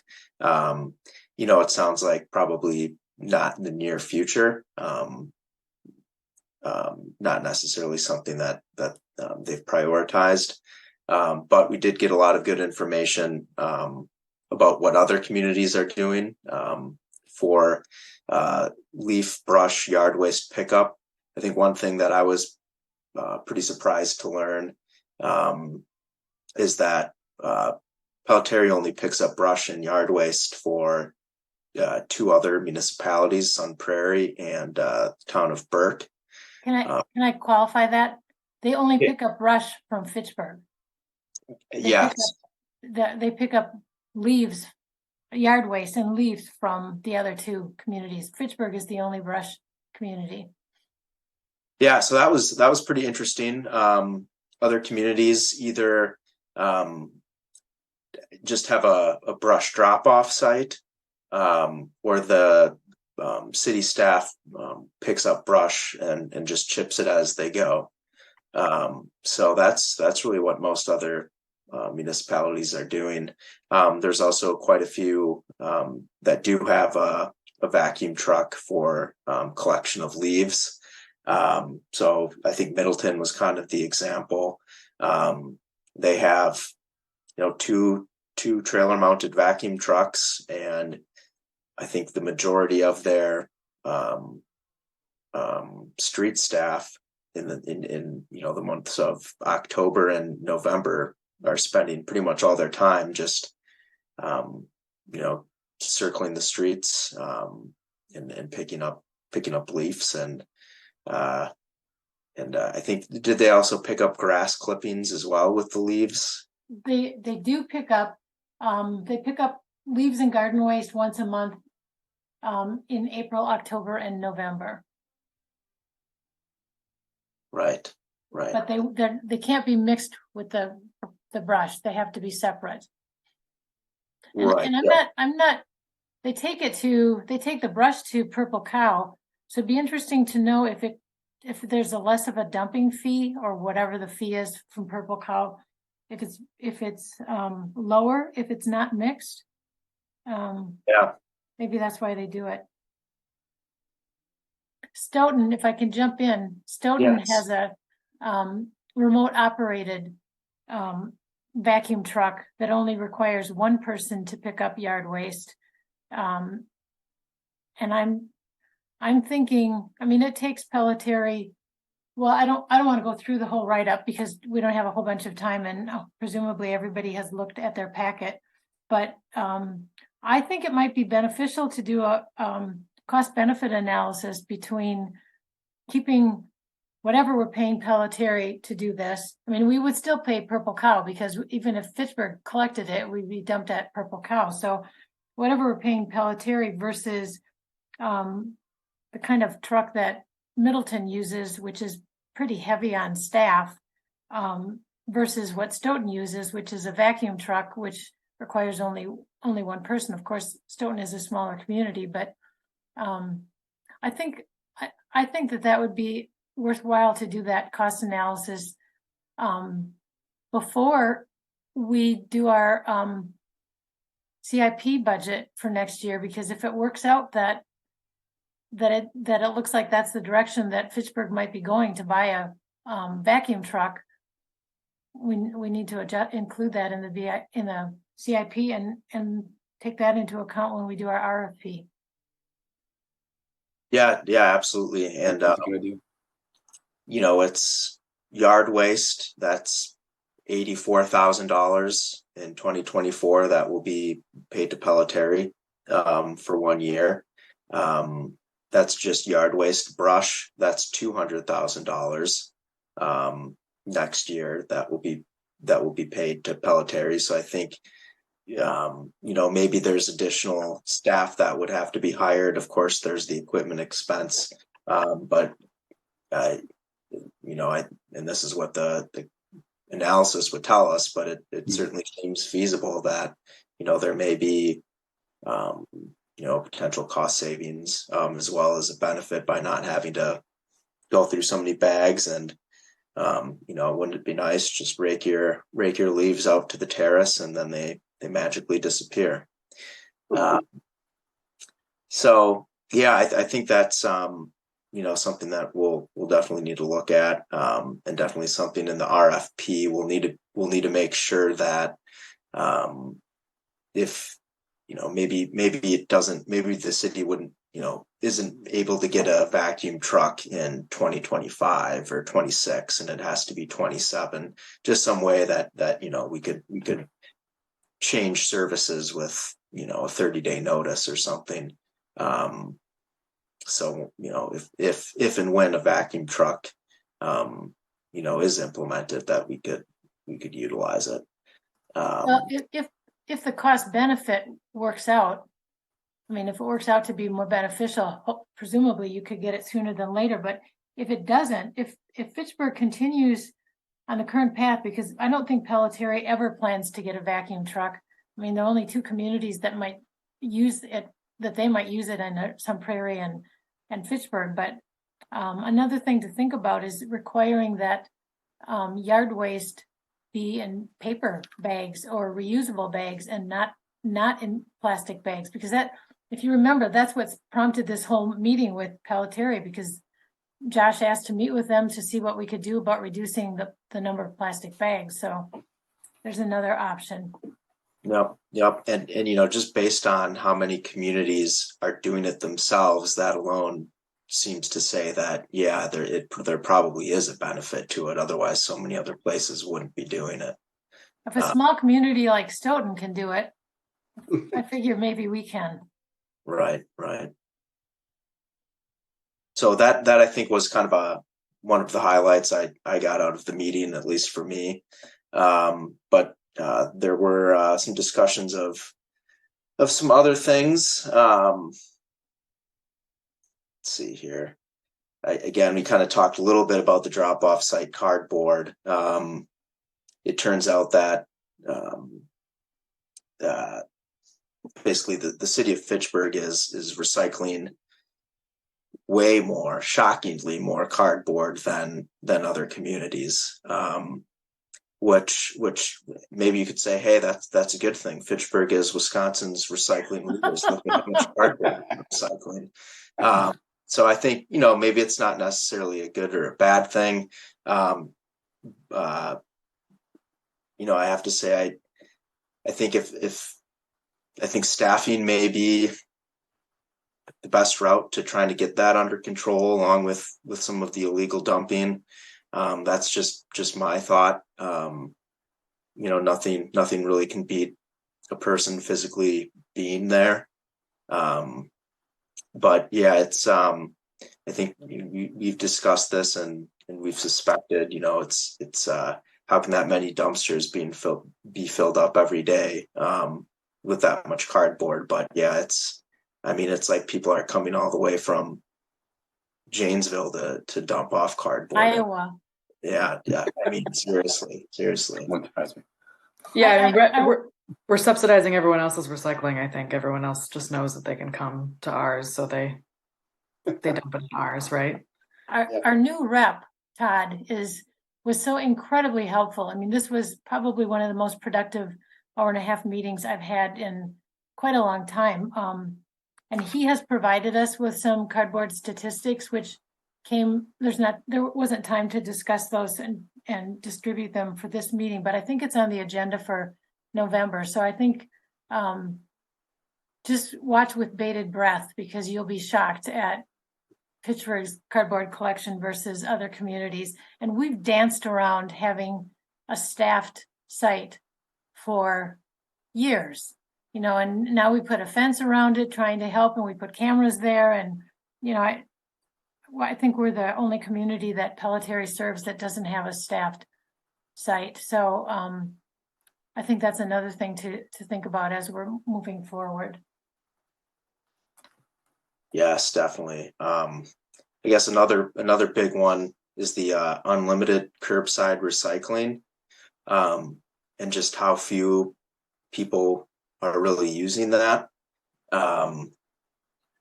So I think what did it say? 60 to 90 homes per week. That's a pretty small percentage of the 6,100 homes in Fitchburg. But I guess the other point is, so there's the 3 recycling cart sizes, 35, 65, 95. How many people that are putting out extra bags have a 35 or a 65 gallon cart? When you think about it, why does anyone have a 65 or 95 gallon cart when you can just put you can just throw your bags out for free? But if everyone had a 95 gallon cart, would there be any overflow recycling? I guess, we don't know. But certainly the city does pay additional money to have this service. And, I think there just needs to be a conversation on, is it worth it at this utilization rate? Or is that something we would want to seriously consider taking out of the contract for the next cycle, and just pushing people to the larger recycling carts if they do have issues with containing it in a 35 or I think, well, the standard is a 65 gallon cart for recycling, but I guess the point remains the same. If you're putting out extra bags with a 65 and you just had a 95, you could probably make it work. So that could be a potential cost savings, I guess. For the most of the overflow, is that cardboard? I don't think so. Based on the stats that he gave us for cardboard, I don't think so. And I know the neighborhood or the area of the city that's generating most of the overflow recyclables. And I suppose if I was ambitious enough, I could drive around and check it out tonight, because tonight is recycling night. But what I wasn't aware, if you have extra recyclables, well, first of all, when we have extra recyclables, which happens maybe once a year, I just put them aside until the next collection because our cart is seldom full.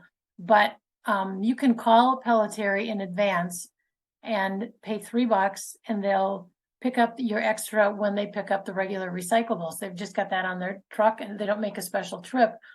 I think that would be a much better option than everybody paying for unlimited recycling. We're the only community that has unlimited recycling, and from Pelletary's standpoint, although they're willing to continue giving that to us, they don't like their drivers getting out of the truck. It takes time to do that. It's not terribly efficient. So we're paying, I don't know how much that was. I can't remember how much we would have saved. RCC recommended discontinuing that the last time the contract was up for renewal, or the last time we renewed the contract. But we were overruled by a couple of alders who didn't want to change the service. But there are so many other options. I mean, the people that have room to store in their garage could have 2 recycling carts. They pay a one-time fee, or you can have, like I said, you can just wait for the next week, or you can pay $3 and have them come out and pick it up when they pick up your other recyclables. Or Fitchburg could absorb a $25 swap fee if they get people that are unhappy that, you know, I've got a 55 and I want a 95 or whatever the options are. And that would still save money across the board. Yeah. When is our contract with Pelletary up? So they will end service December 31st of 2024. So I think we signed the contract. It seems to me it's like an August issue. Does that sound right to you, Ben? I think you send out RFPs maybe in June. Yeah, we'll want to hop on it in the summer next year. So we have. I mean, we'll potentially interviewing people that respond to the RFP. Any negotiations. So there definitely needs to be enough buffer. Plus, we need to set the rate for Right. refuse and recycling in October and get the calendars out and stuff. Yeah. I think this information is great. I'm going to share this with the council at our meeting tomorrow, just in broad strokes. But I do think that considering looking at this for CIP next year, potentially adding in a vacuum truck or whatever that looks like, just as a placeholder for the future. Yeah. And then I do think we should consider staffing or reducing the hours of the drop-off site and getting rid of the unlimited recycling. I think they're very reasonable changes. I think the only thing is that we're going to have to budget for advertising of it, advertising the changes. Just because when it changes, we have to tell people that it's changing. So there's an awareness of it, but yeah, I think it sounds like there's more than enough justification for a change. So I'll share with the council so as we continue the discussion, it won't be the first time they hear of it. By the way, speaking of changes, did we discontinue styrofoam recycling at the drop-off? No. I stopped by today and the container wasn't there, and there wasn't a spot for the container. Maybe there wasn't a spot for it. Well, I didn't, maybe they rearranged things. I don't know, but where it normally is, I didn't see a spot for it. Okay. So I just dropped it in the cardboard bins. Just kidding. You'd be the last person I expect to do that. Diane, we have you on camera.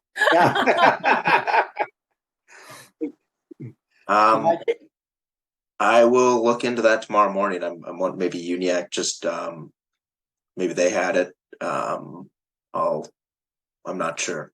Then they can just stop by and pick up the 2 pieces that I have, please.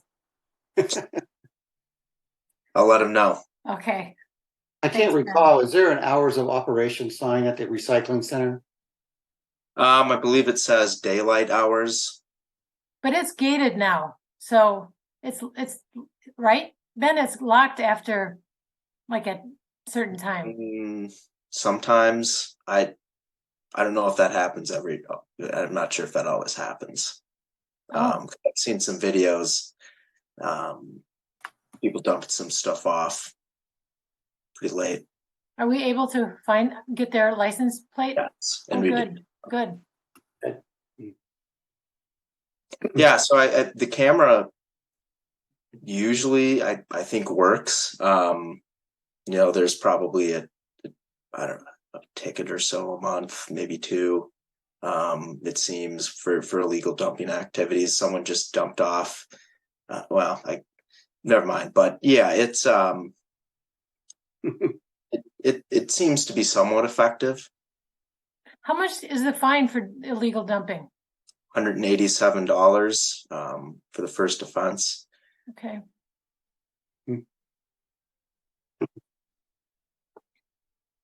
All right. Well, thanks, Ben and Diane and Chris, for providing this update from Pelletieri.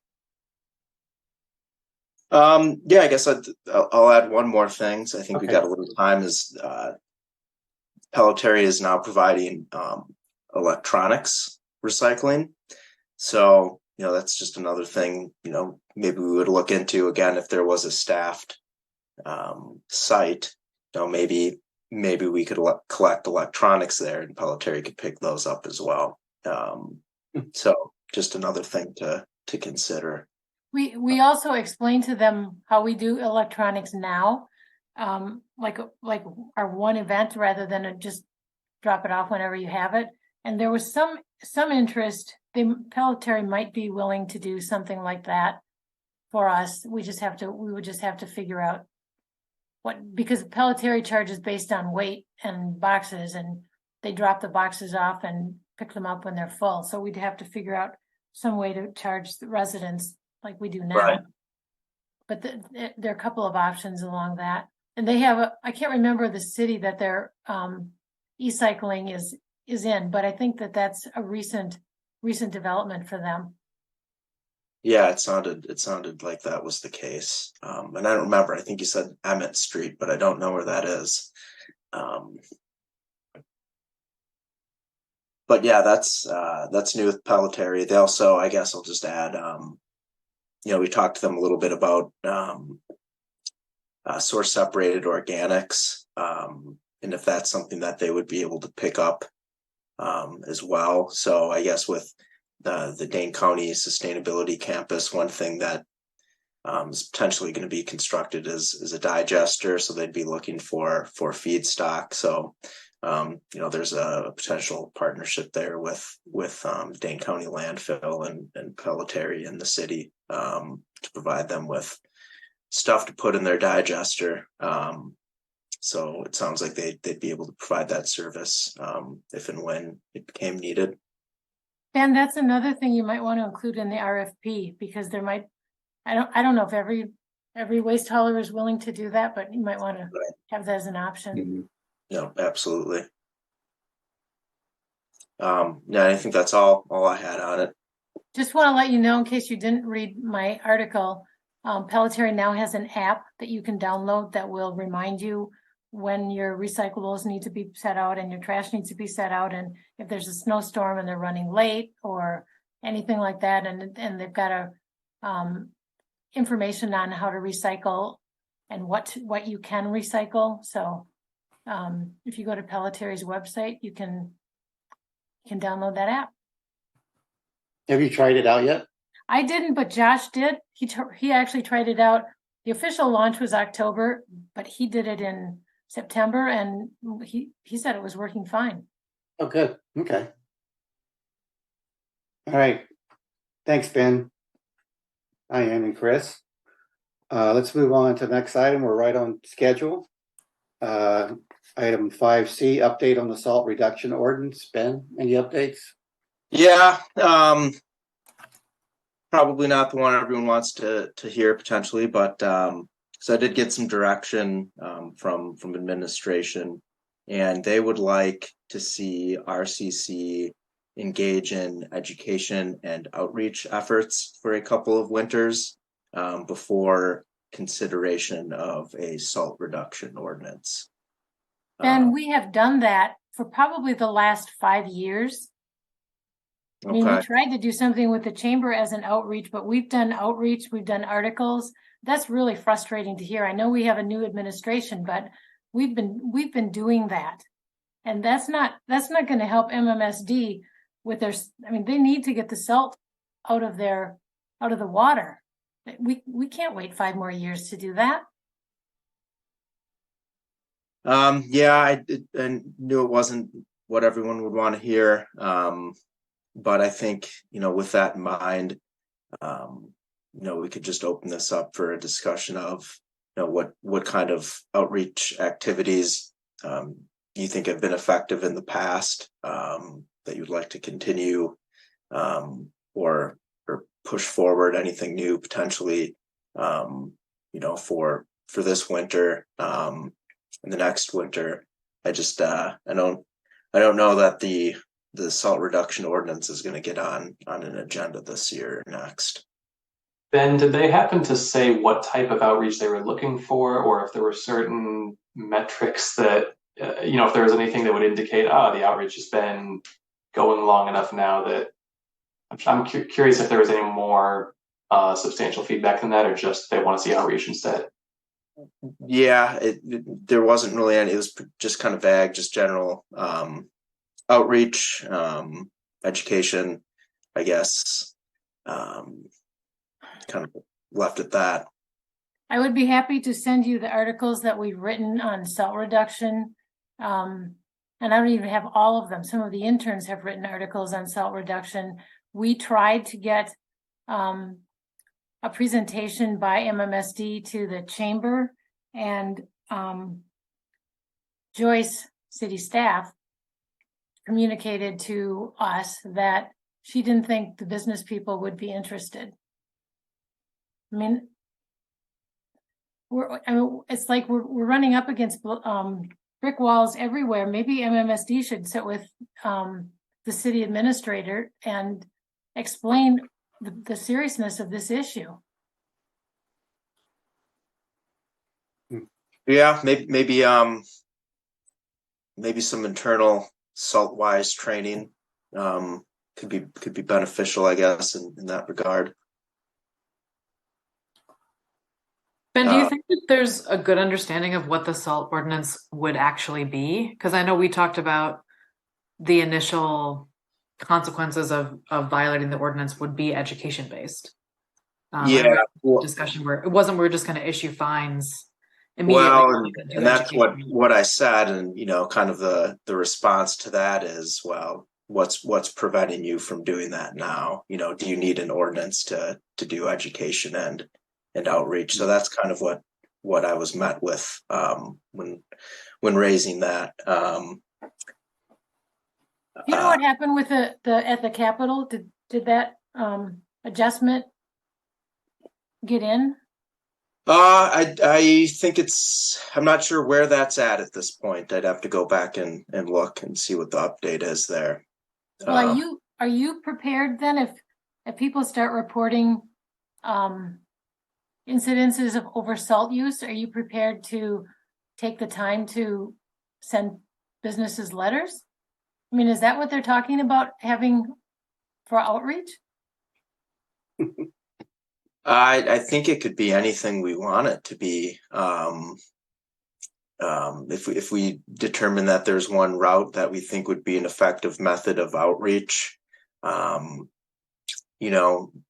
writing kind of just a plain letter with some facts and mailing it out, that would be one option. I guess I think there's, more promoting things more on social media and Fact TV, of course, are always options. Ben, are other communities in our area have salt reduction ordinances? Just the city of Madison.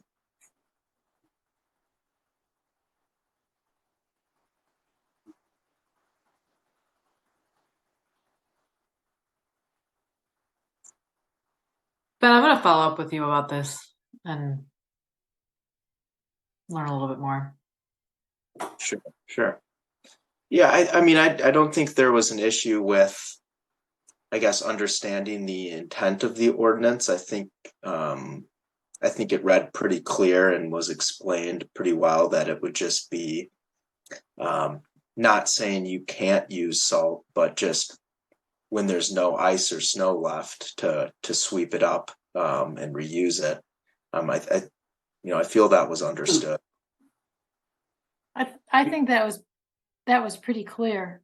Did you get The a person feeling? the person I put you in contact with at MMSD, did she give you any videos? Did she provide any videos? Is that Allison? Yeah. Well, I haven't gotten anything directly from her, but I know that the Saltwise website has a lot of just kind of educational materials and whatnot on there. I'm just wondering if we could take a video, if they have a video, and put that on Fact TV occasionally. I don't know how many people watch Fact TV, but I'll ask her. Okay, yeah. Ben, I know when I've talked about other ordinance topics with department heads and especially with mayors, city administrators, council members, there's a general reluctance to pass ordinances when not ordinances can be pursued instead. But it just seemed that might be part of the motivation here, especially if education is the remedy, then just kind of a reluctance to add another ordinance to the books, and they want to look for any other avenue, not just prove it, but more let's try anything else before we do something that creates a mandate in the city bylaws. I think you're right, Phil. I think that's definitely a big part of it.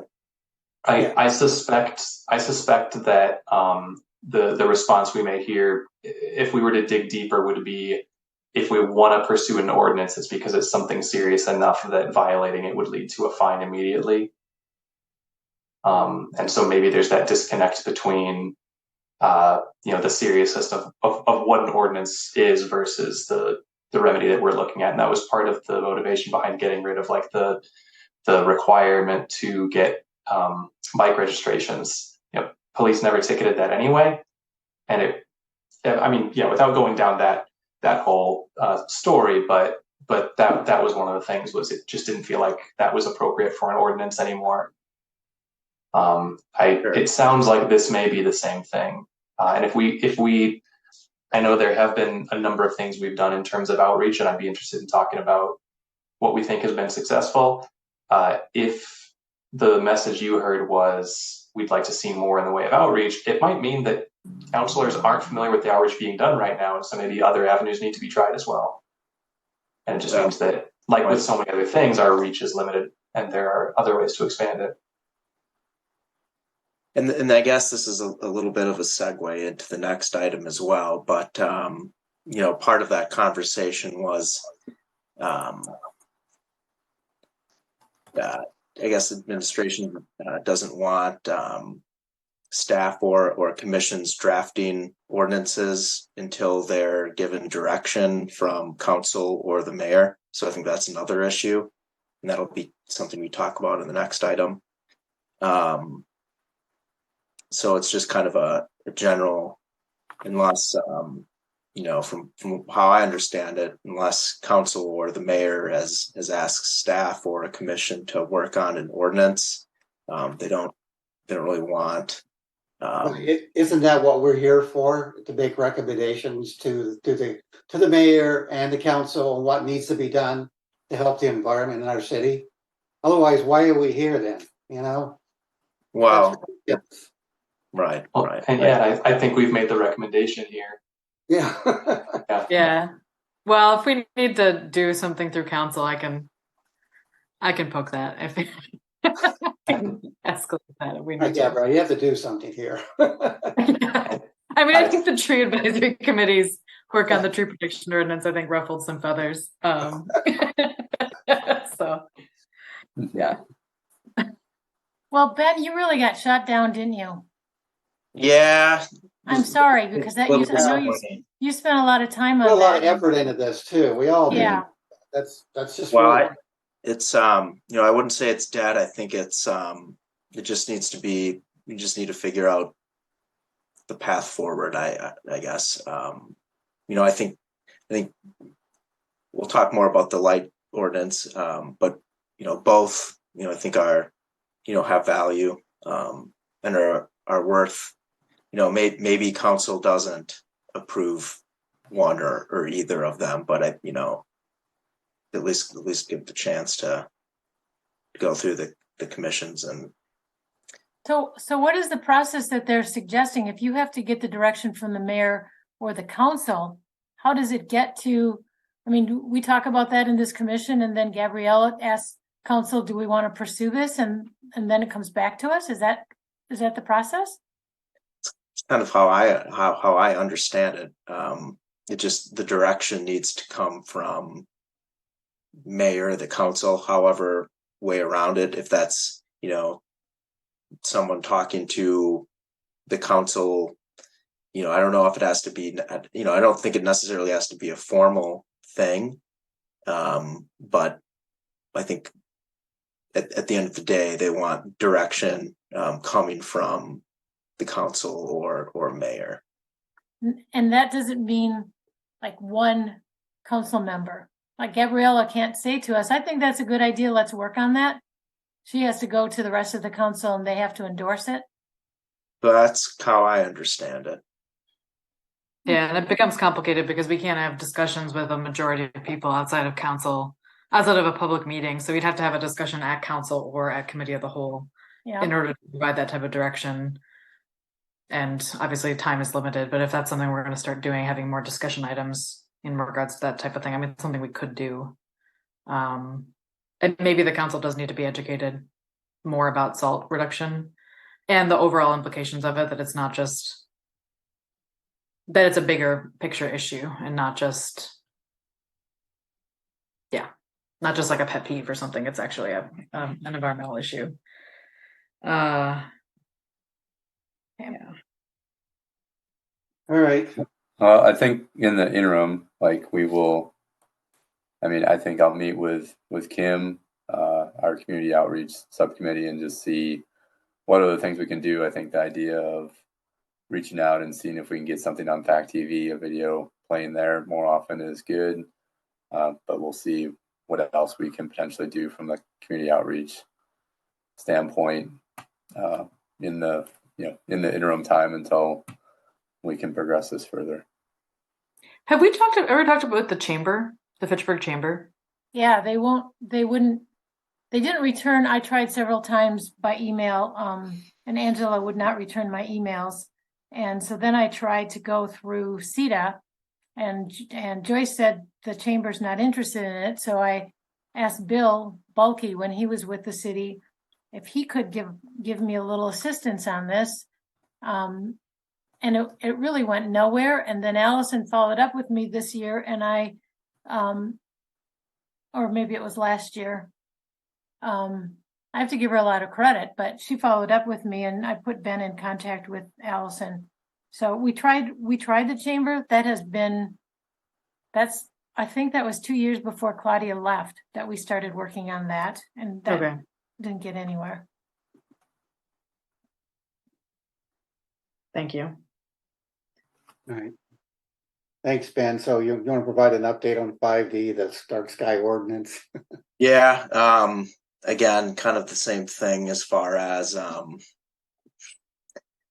they want the direction coming from the council and mayor. I was asked at least to put together kind of a memo outlining goals, objectives of the proposed ordinance, and just kind of getting that around. So I will be working on that.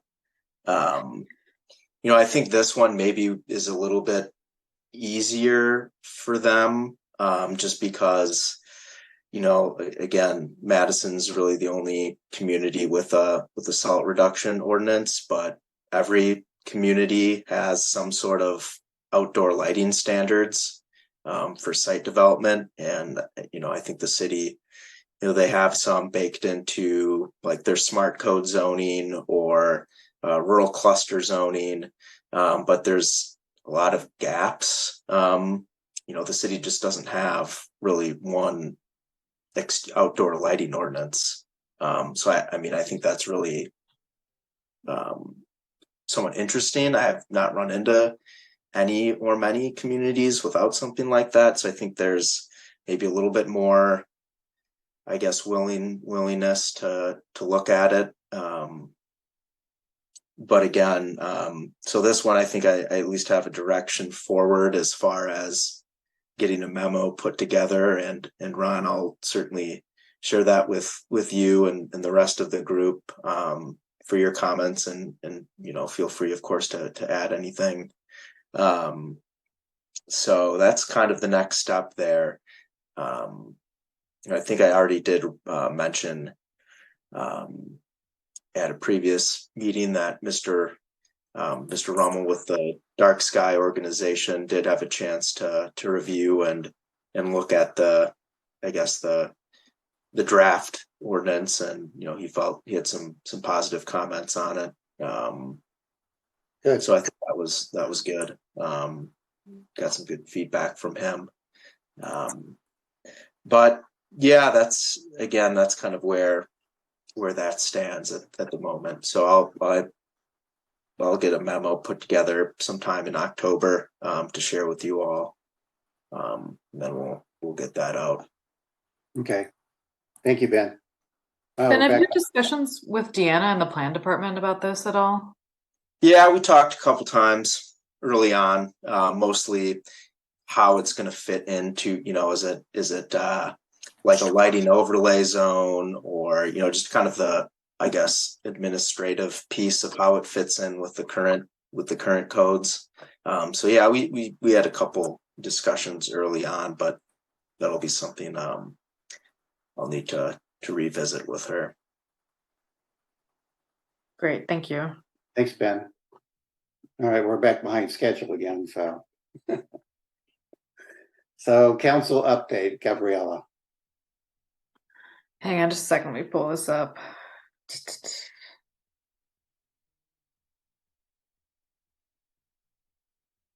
So we are in the budget process right now.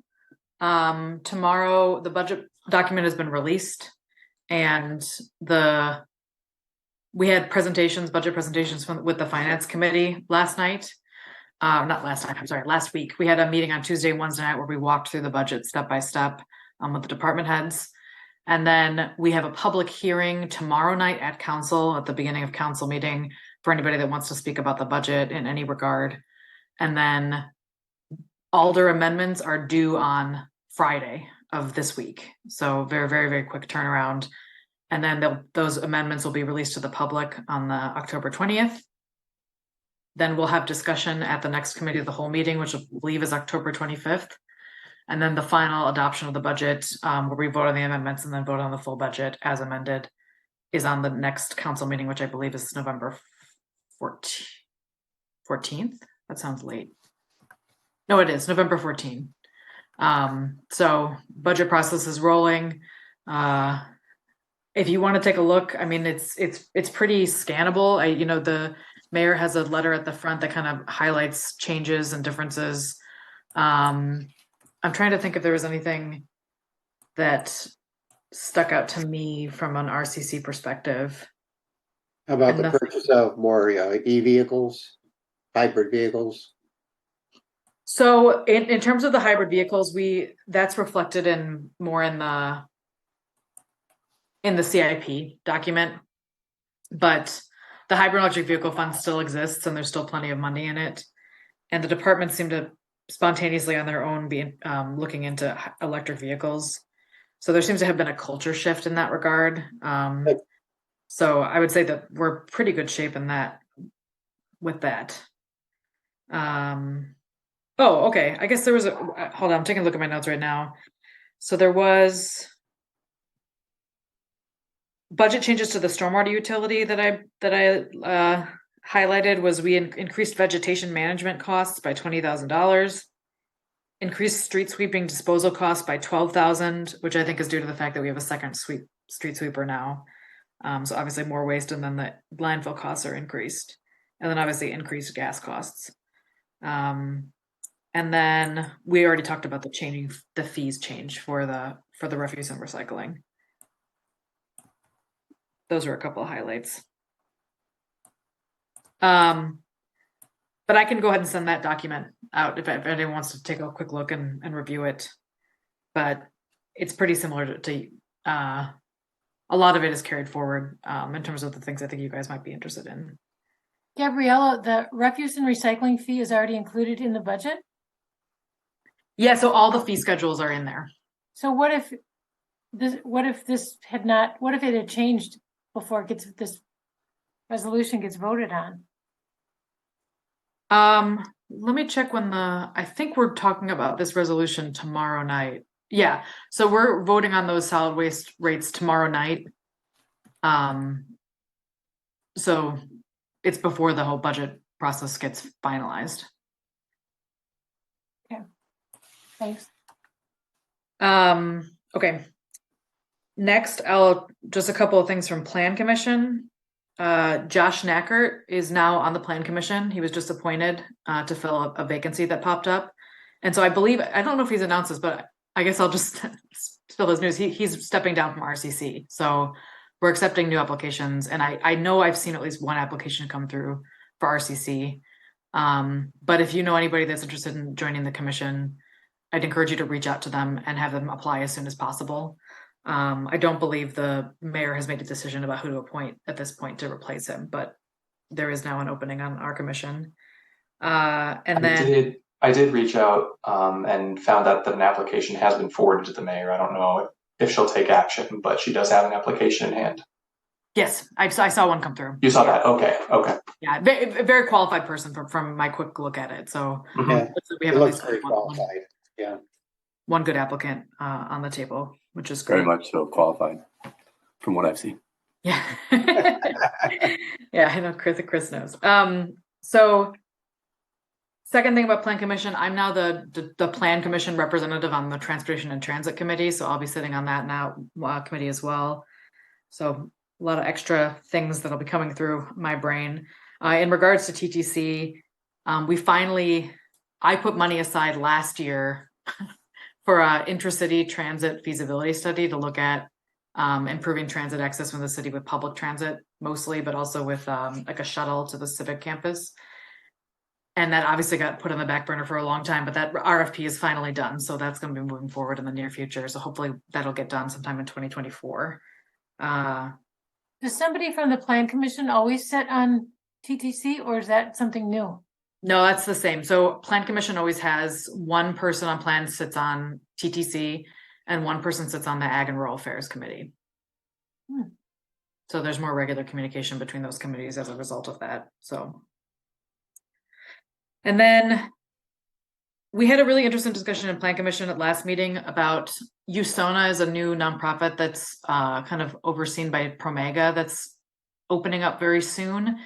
And when a new development occurs, we have requirements to like put in sidewalks and other sorts of infrastructure as part of the requirement for opening a new, building a new development. But in this particular area, there was part of the sidewalk would have gone through like a very, very densely forested area, which is obviously, and it didn't make a lot of sense in our opinion, to have a sidewalk in that area because there was a sidewalk and a bike path on the other side of the road. So anyway, we had a long discussion about, can we not have a sidewalk here because of the environmental condition of the area?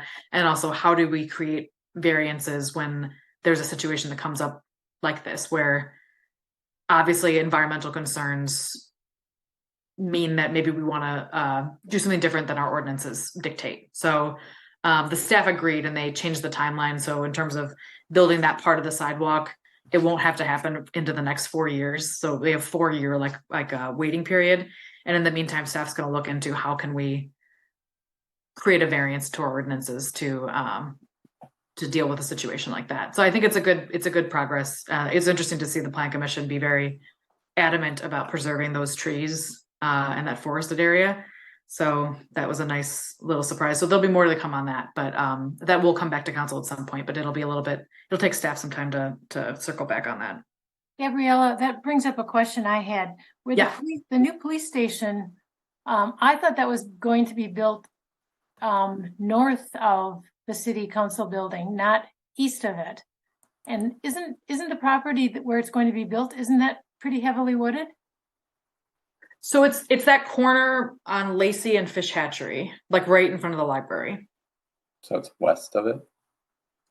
Oh, that's I'm what I trying to mean. think, West. yes. I meant west. Yeah. Yeah. So Yeah, it's that, and so it's really that. I think it's centered on that really open, empty field area right in front of the library. So not the wooded area. No, Okay. I believe that my understanding is that they're maintaining that wooded area. I can't Okay. say exactly, Thanks. but that was, yeah. And then last thing, there are this has happened a little while ago, but we approved 2 new neighborhood plans. So for expansions of the city, one is the South Stoner Prairie neighborhood and one is the Greenfield neighborhood. Those plans are going to get underway starting in October, or starting this month. So obviously that's an expansion of the urban service area and an expansion of our neighborhood. So pretty consequential in terms of building out our city over time. But so that's underway, and I can give you updates as I hear those, but should be an interesting process to see that play out. First time I've seen a neighborhood plan come together since I've been on the council. So, and that is all I have.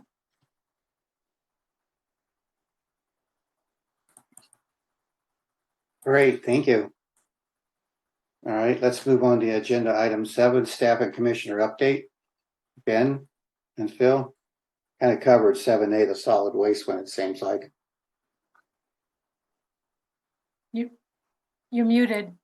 Yep, I'm of course. We did kind of talk about this one.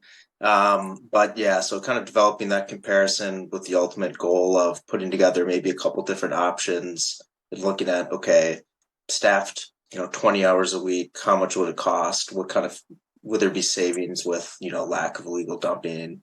So just putting together a few different options, looking at what the cost would be, just to have something a little bit more formal to present, if that's a route we want to pursue. Jump into stormwater. Got a couple projects that are getting started here. So we just completed a survey of Schumann Drive. There's a 2025 CIP project there that involves upsizing a portion of the storm sewer in Schumann Drive. This is pretty connected to the Seminole Glen study that was ongoing. So there's that forested kettle adjacent Seminole Glen Park, fills up with water, threats to flood houses. Part of this project would be installing kind of an overflow pipe into that kettle. So water would be able to drain down the Schumann Drive storm sewer before reaching an elevation where it could flood someone's house. So with that, there'll need to be some improvements to the existing stormwater infrastructure down Schumann Drive. So we're kind of in the planning, preliminary design analysis phase at this point. Got another project that's a little bit further along. So this is the flooding north of Dunn's Marsh, Crescent Road in particular. So we've talked about it before. Big flash flooding project problems. There's the condo that had water up to the door, flooding into the basement and the first floor. So that project is going into final design. So that'll be, we'll have a kickoff meeting coming up here, and we'll go through winter with design and putting together a bid package, hopefully get that project constructed in 2024. We're also working on a bid package for 2024 pond dredging projects. We've got two ponds I'd like to target this year. So try to get that bid out this winter for 2024 construction, probably in the spring. And then kind of a new exciting project. We're working with the DNR on a potential stream bank stabilization project through the Yarmouth Greenway. So this would be from PD north to basically the Nine Springs Golf Course. So we've got another meeting with them tomorrow, the DNR, to talk about some field work that we're going to do just to try to estimate the, I guess, severity of erosion and how much sediment is lost annually due to erosion of the stream banks, and what kind of phosphorus load could be entering Nine Springs Creek due to that erosion. Then we'll be kind of presenting that and kind of a schematic plan and cost estimate at Yahara Winds group meeting coming up in December. So for those maybe not familiar, Yahara Winds is the group that completes adaptive management projects for MMSD and other communities in the Madison area stormwater partnership group that can't meet their phosphorus requirements. So pretty much no one is meeting their phosphorus requirements. Everyone's got too much phosphorus. So we, as a way to mitigate it, we pay this WINS group, and they do a lot of agricultural products or projects, trying to divert, manure runoff from streams. So we'd be hoping to get some funding from them for this project. Ben, will you be taking water samples then? I don't think we'll take water samples, but what we'll probably do is take soil samples from the stream bank so we can see how much phosphorus is in the soil. And that will kind of tell us, if we lose 50 tons of soil from stream bank erosion each year, and we know the percent of that soil that is phosphorus, then we can kind of calculate, how many pounds of phosphorus. So we look at it from the soil. Okay. Yeah. Good plan. So yeah, that'll be I think a very cool project. Anyone that's done the waterway cleanup down there, I'm sure, is aware that there's some pretty bad erosion. Stream banks are incised and not vegetated. A lot of washouts. So that could be a pretty cool project. Yeah, Ben, that's something you might want to bring. I know you're on the Lake Wabisa Conservation Association's lake management plan. So that might be something you want to bring up at the next meeting with them. Oh yeah, absolutely. I think they would be very interested in that. Yeah, great suggestion. Ben, a question for you. Going back to the Schumann Drive storm sewer, is that something that you're still planning to do in 2025, or is that something you might want to move up to 2024? I think 2025. I don't think we have enough money to do it in 24. Okay, just wanted to check. And the dredging project, and yeah, I think it's going to have to be 2025, if not only for financial reasons. Great. Just wanted to check if you were in need of a budget amendment or not. So, thanks, Ben. And that is it for stormwater. Ben, would you send us a copy of the street sweeper design, the one that? Oh, yes, absolutely. Great, thanks, Ben. All right, Phil, you're on. All right. So a few things in the packet, a couple that aren't. Phase 2 contract for B-Cycle, we finally got through that. Was a bit of a laborious process, but now that that's done, Phase 2 expansion is getting underway. We've already got stations placed at the Fitchburg Library, at the Boys and Girls Club on Allied Drive, and the McKenzie Center, just off of Verona Road. There are 4 more stations we're looking to install this fall. I think just the 4, which need to get the sites prepared. They're all city sites. We're looking at the Dolly Bike Hub, Swan Creek Park, McGaw Park, and the other corner of Civic Campus, so kind of split between the Senior Center and the Community Center City Hall area. So with those additional sites, our Phase 2 expansion this fall, I think, is 55 of the 100 docks that we have budgeted for this project. So excited to get that expanded before the winter comes, and then start getting back into seeking more sponsorships to help fund this program beyond what the TAP grant is paying for. got some good initial numbers from B-Cycle. I think we're at 4,500 checkouts so far this year, and that was as of a couple weeks ago when we got those numbers. The numbers ranged from about 4.7, I think, checkouts per day at the Oak Bank facility down to around somewhere between 2.5 and 3, I believe, over at the Limerick site, Limerick Senior Housing. So range of participation, the Limerick certainly is on one extent of the city's map right now. As we get stations expanded more and more, we'll see more activity at different locations.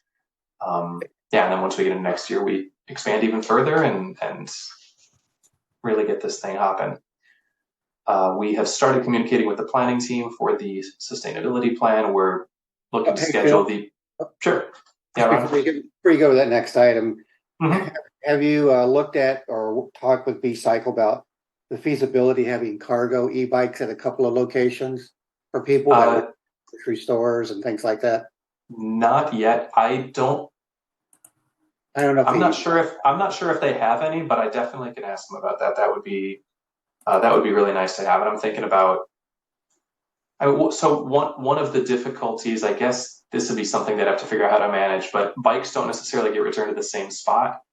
They can kind of flow wherever. So a bike could go from the Dolly Bike Hub down to the library, up to the Old Brick Park in Madison, over to they kind of can go wherever. So it would then just mean that I guess B-Cycle staff is working to, when they do rebalancing, those specific bikes are going back to specific locations. I can ask them about it. I don't know if that's something they ever do, but It's worth checking in on.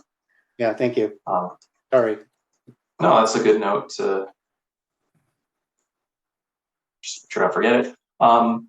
So the answer is no, I haven't asked, and I will. So the planning team for the sustainability plan, we're looking to get our preliminary meeting. It's probably going to end up being in November sometime, and then 6 to 7 of those, just to kind of help guide the phase 2 portion of this plan. We're at 30 to 40 participants. Last I heard, we're essentially accepting applications until our first meeting. We don't want to cut people off if we haven't even met yet. Certainly, we're going to get some attrition through the first couple meetings when people kind of get a feel for whether the meeting format and timing works for them, and there will be some people who our chosen schedule doesn't work out. But I'm hopeful that we'll at least still have 24 by the time this thing is really, really going into the middle stages. For the sustainability plan, we're also going through document review still. 4 of the 5 preliminary documents I've sent comments, suggestions, questions back to Pale Blue Dot. Working on the 5th one right now, and then I'll move on to some other things, but just a few revisions to go through and clarifications to make sure that we're fully understanding it and able to make use of those as best we can. One of the big things is like they did a lot of their mapping on census block groups, and I think Ted talked about this when he presented to us. And that's when you're looking at a vulnerability study, that's the best way the data breaks down, because all this demographic data, economic data, access to vehicles, things like that, that's available from the census, but only at the block group level, not even drilled down to the individual block. And so then doing things like the ground cover study, the greenhouse, the ground cover, the tree canopy study, the carbon sequestration, if you want to try to map those against these vulnerability factors, then you have to do those in census block groups as well, and those don't perfectly align with Fitchburg's outline. So trying to figure out then what does that mean for how we're going to use that data, and recognizing where the gaps are. So we've had a fair few conversations about those. I called in this afternoon to a class at Northern Illinois University. Ted has got a contact there. She teaches a course on communications and is looking to get some professional project experience for some of her students. So they're actually going to be working with a few of Ted's municipal clients. Essentially, there will be a group of 3 or 4 assigned to Fitchburg that's going to help me work out more savvy marketing, essentially looking to get more responses on our survey, figure out not just how can we design our advertisements better, the social media postings that we're doing, the flyers that we might put out there, but also helping to strategize where and how we actually want to do that outreach and really try to enhance our survey responses. I'm wanting to try to get something, a really short 1 or 2 week turnaround to get better participation on our planning team and a more diverse participation. And then if there's time, this is a class that it's pretty brief. It wraps up in mid to late November, but also get some early thoughts from them on how we might do some of the advertising and communications regarding final plan drafts next year. Even though I won't be working with them anymore, at least get some initial ideas there. So looking forward to that, and just getting some input from people who are actually studying this and far better at it than I am already. The last thing, I don't know if any of you received this in your mail. I did, I think Saturday. There's a little flyer, and there was a flyer from a company that basically said they're contracting with local waste haulers on a more sustainable way to deal with your large waste dumps, and they're asking people to sign up. There was a note sent out from the city today that this is not something associated with the city of Fitchburg. Ben, I don't know if you've seen this or if you've heard about it. Yeah, I kind of think it might be illegitimate. Maybe you know more. I don't. So I was going to say I intend to call Pelletieri about it tomorrow. It looks like a really cool thing. Hey, we're going to collect your large waste at a discount below what you would normally pay. We're going to make sure it gets handled sustainably. But the flyer doesn't have contact information. They give a website, and when I went there, it was just rife with copy editing issues, spelling errors, and vague terminology. There's no contact information on the website. Nothing at all. I'm 90% sure it's a scam to get people's information. So we did send out news flash this afternoon about it to anyone that signed up. Just kind of saying this isn't affiliated with the city of Fitchburg. Kind of buyer beware.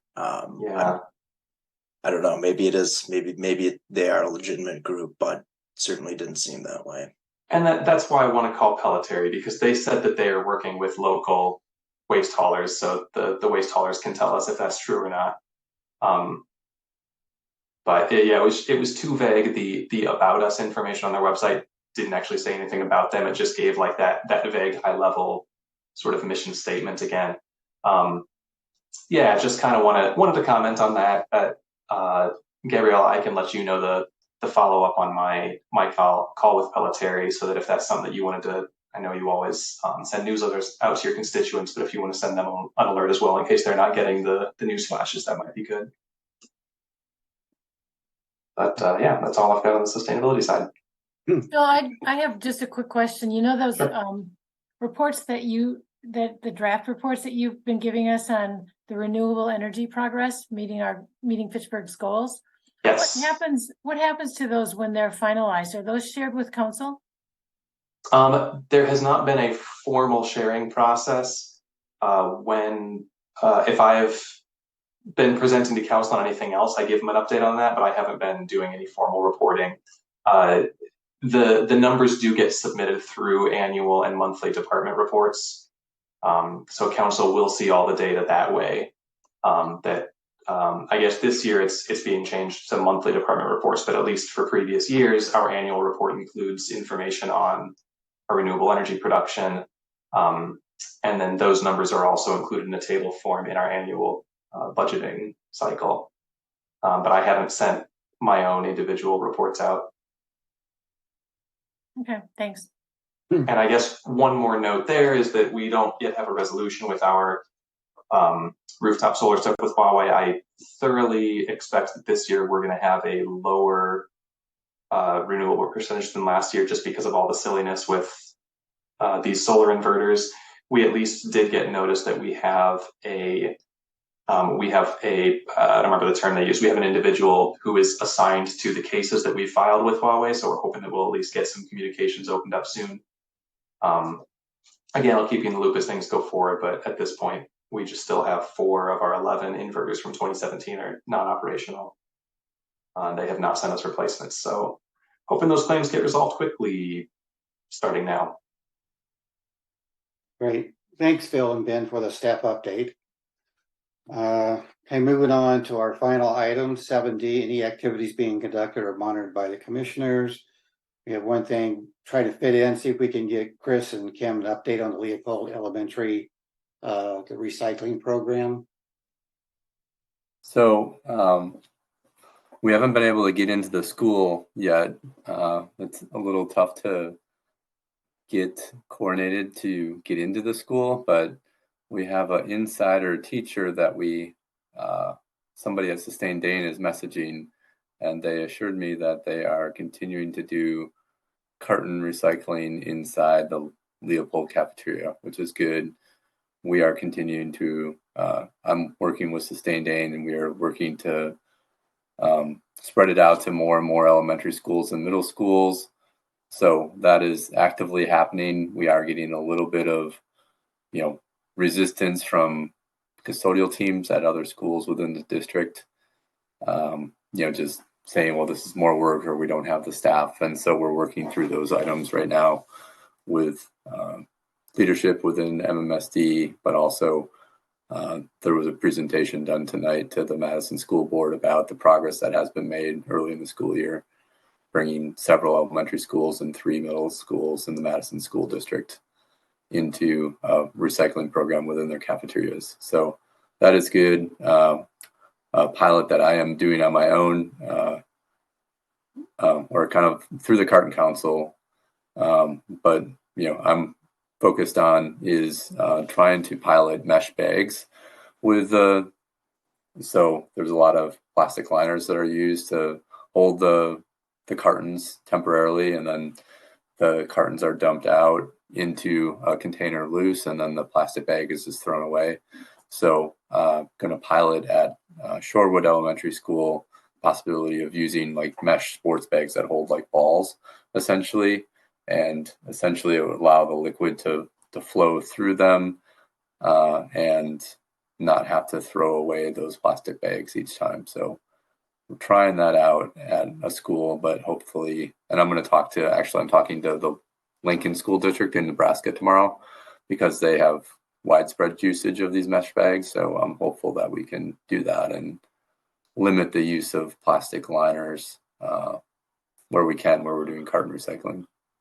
Where does the liquid go to then when it flows out?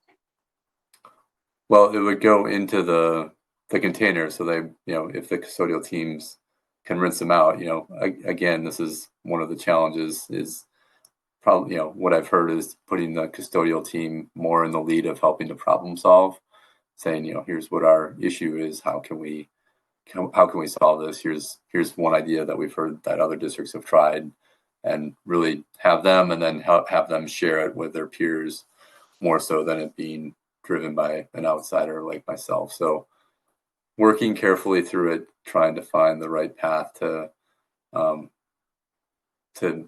scale that, I guess. Thank you. The hope. I have a question for the outreach folks. I don't know if you saw the email that I sent maybe 2 weeks ago with an article from the Cap Times about, I think it's Kathy Coons, I think I have her name right, from Dane County, is going around trying to inform people about the energy credits and rebates, and also and I was wondering if we wanted to do like a January or February one of our events, invite her to come in and present. And in the same article, it talked about efficiency navigator for landlords, to help landlords, incentivize landlords to add energy efficient, make their buildings more energy efficient, which we've been struggling with in Fitchburg for a long time. And I was wondering if this is probably a question for you, Gabriella. I know that I think it's Madison and Middleton are joining together on that, and I was just wondering if Fitchburg had an opportunity to also participate. I can't speak to that right now, but we can follow up. So I know that was an effort that Middleton specifically was looking at with some of their money from ARPA. It was a big effort that went into that, because it goes beyond just working with landlords to promote efficiency to tenants, which is a big deal in and of itself. But one of the kind of understandable things with that is when you're installing more efficient equipment, it makes the places more desirable. That causes rent to go up. So if you're looking at this as a way to help reduce the energy burden for lower income renters, you also have to find a way to structure agreements with the ownership groups, the landlords, that they won't immediately raise rent prices as a result. I didn't keep up with that whole process Kelly was going through, but I know that efficiency navigator thing is something that they were working with Elevate Energy, a third-party consultant, and also, yeah, I think Dane County. And did you say that Madison was involved with that as well, Diane? I don't remember. Yes, Madison Okay. is. Okay. So I missed that, but I know that this was one of the ARPA projects that Kelly was pursuing for Middleton. There was something that came through recently about Sustain Dane doing some outreach with apartment buildings, but I can't recall what it was. I have to take a look at my notes because I thought something came through, but that may have also been with Elevate Energy. I'm not positive, but yeah, I'd have to look into that. But the other thing, I guess I'll note just in relation to that, the current mayor's budget has a housing coordinator, a new position for the city, as a new staff member, and it would be interesting if, assuming the budget passes with that position, having a housing coordinator, I think, really opens up the possibilities of working with, multifamily buildings in those ways. So lots of possibilities going into the future with that if the budget passes. Yeah, I think it's something we'd have a lot of interest in, and there's just been limited capacity, but we'd certainly be for pursuing something like that too. Okay, great. Thank you. All right, we're at time. So I appreciate everyone's input tonight. And we have one more meeting before the end of the year. And just as a thought, we can talk about the next meeting is having these meetings now in person, starting at the first of the year. So I'd like for you to think about that, and we'll have a discussion about that next year. I think Diane suggested it, that we start meeting again, and I think it's a good idea to meet in person. So something to think about for the next meeting. Well, thank you. Thanks, Ron. Thanks, Ron. Have a good night, everyone.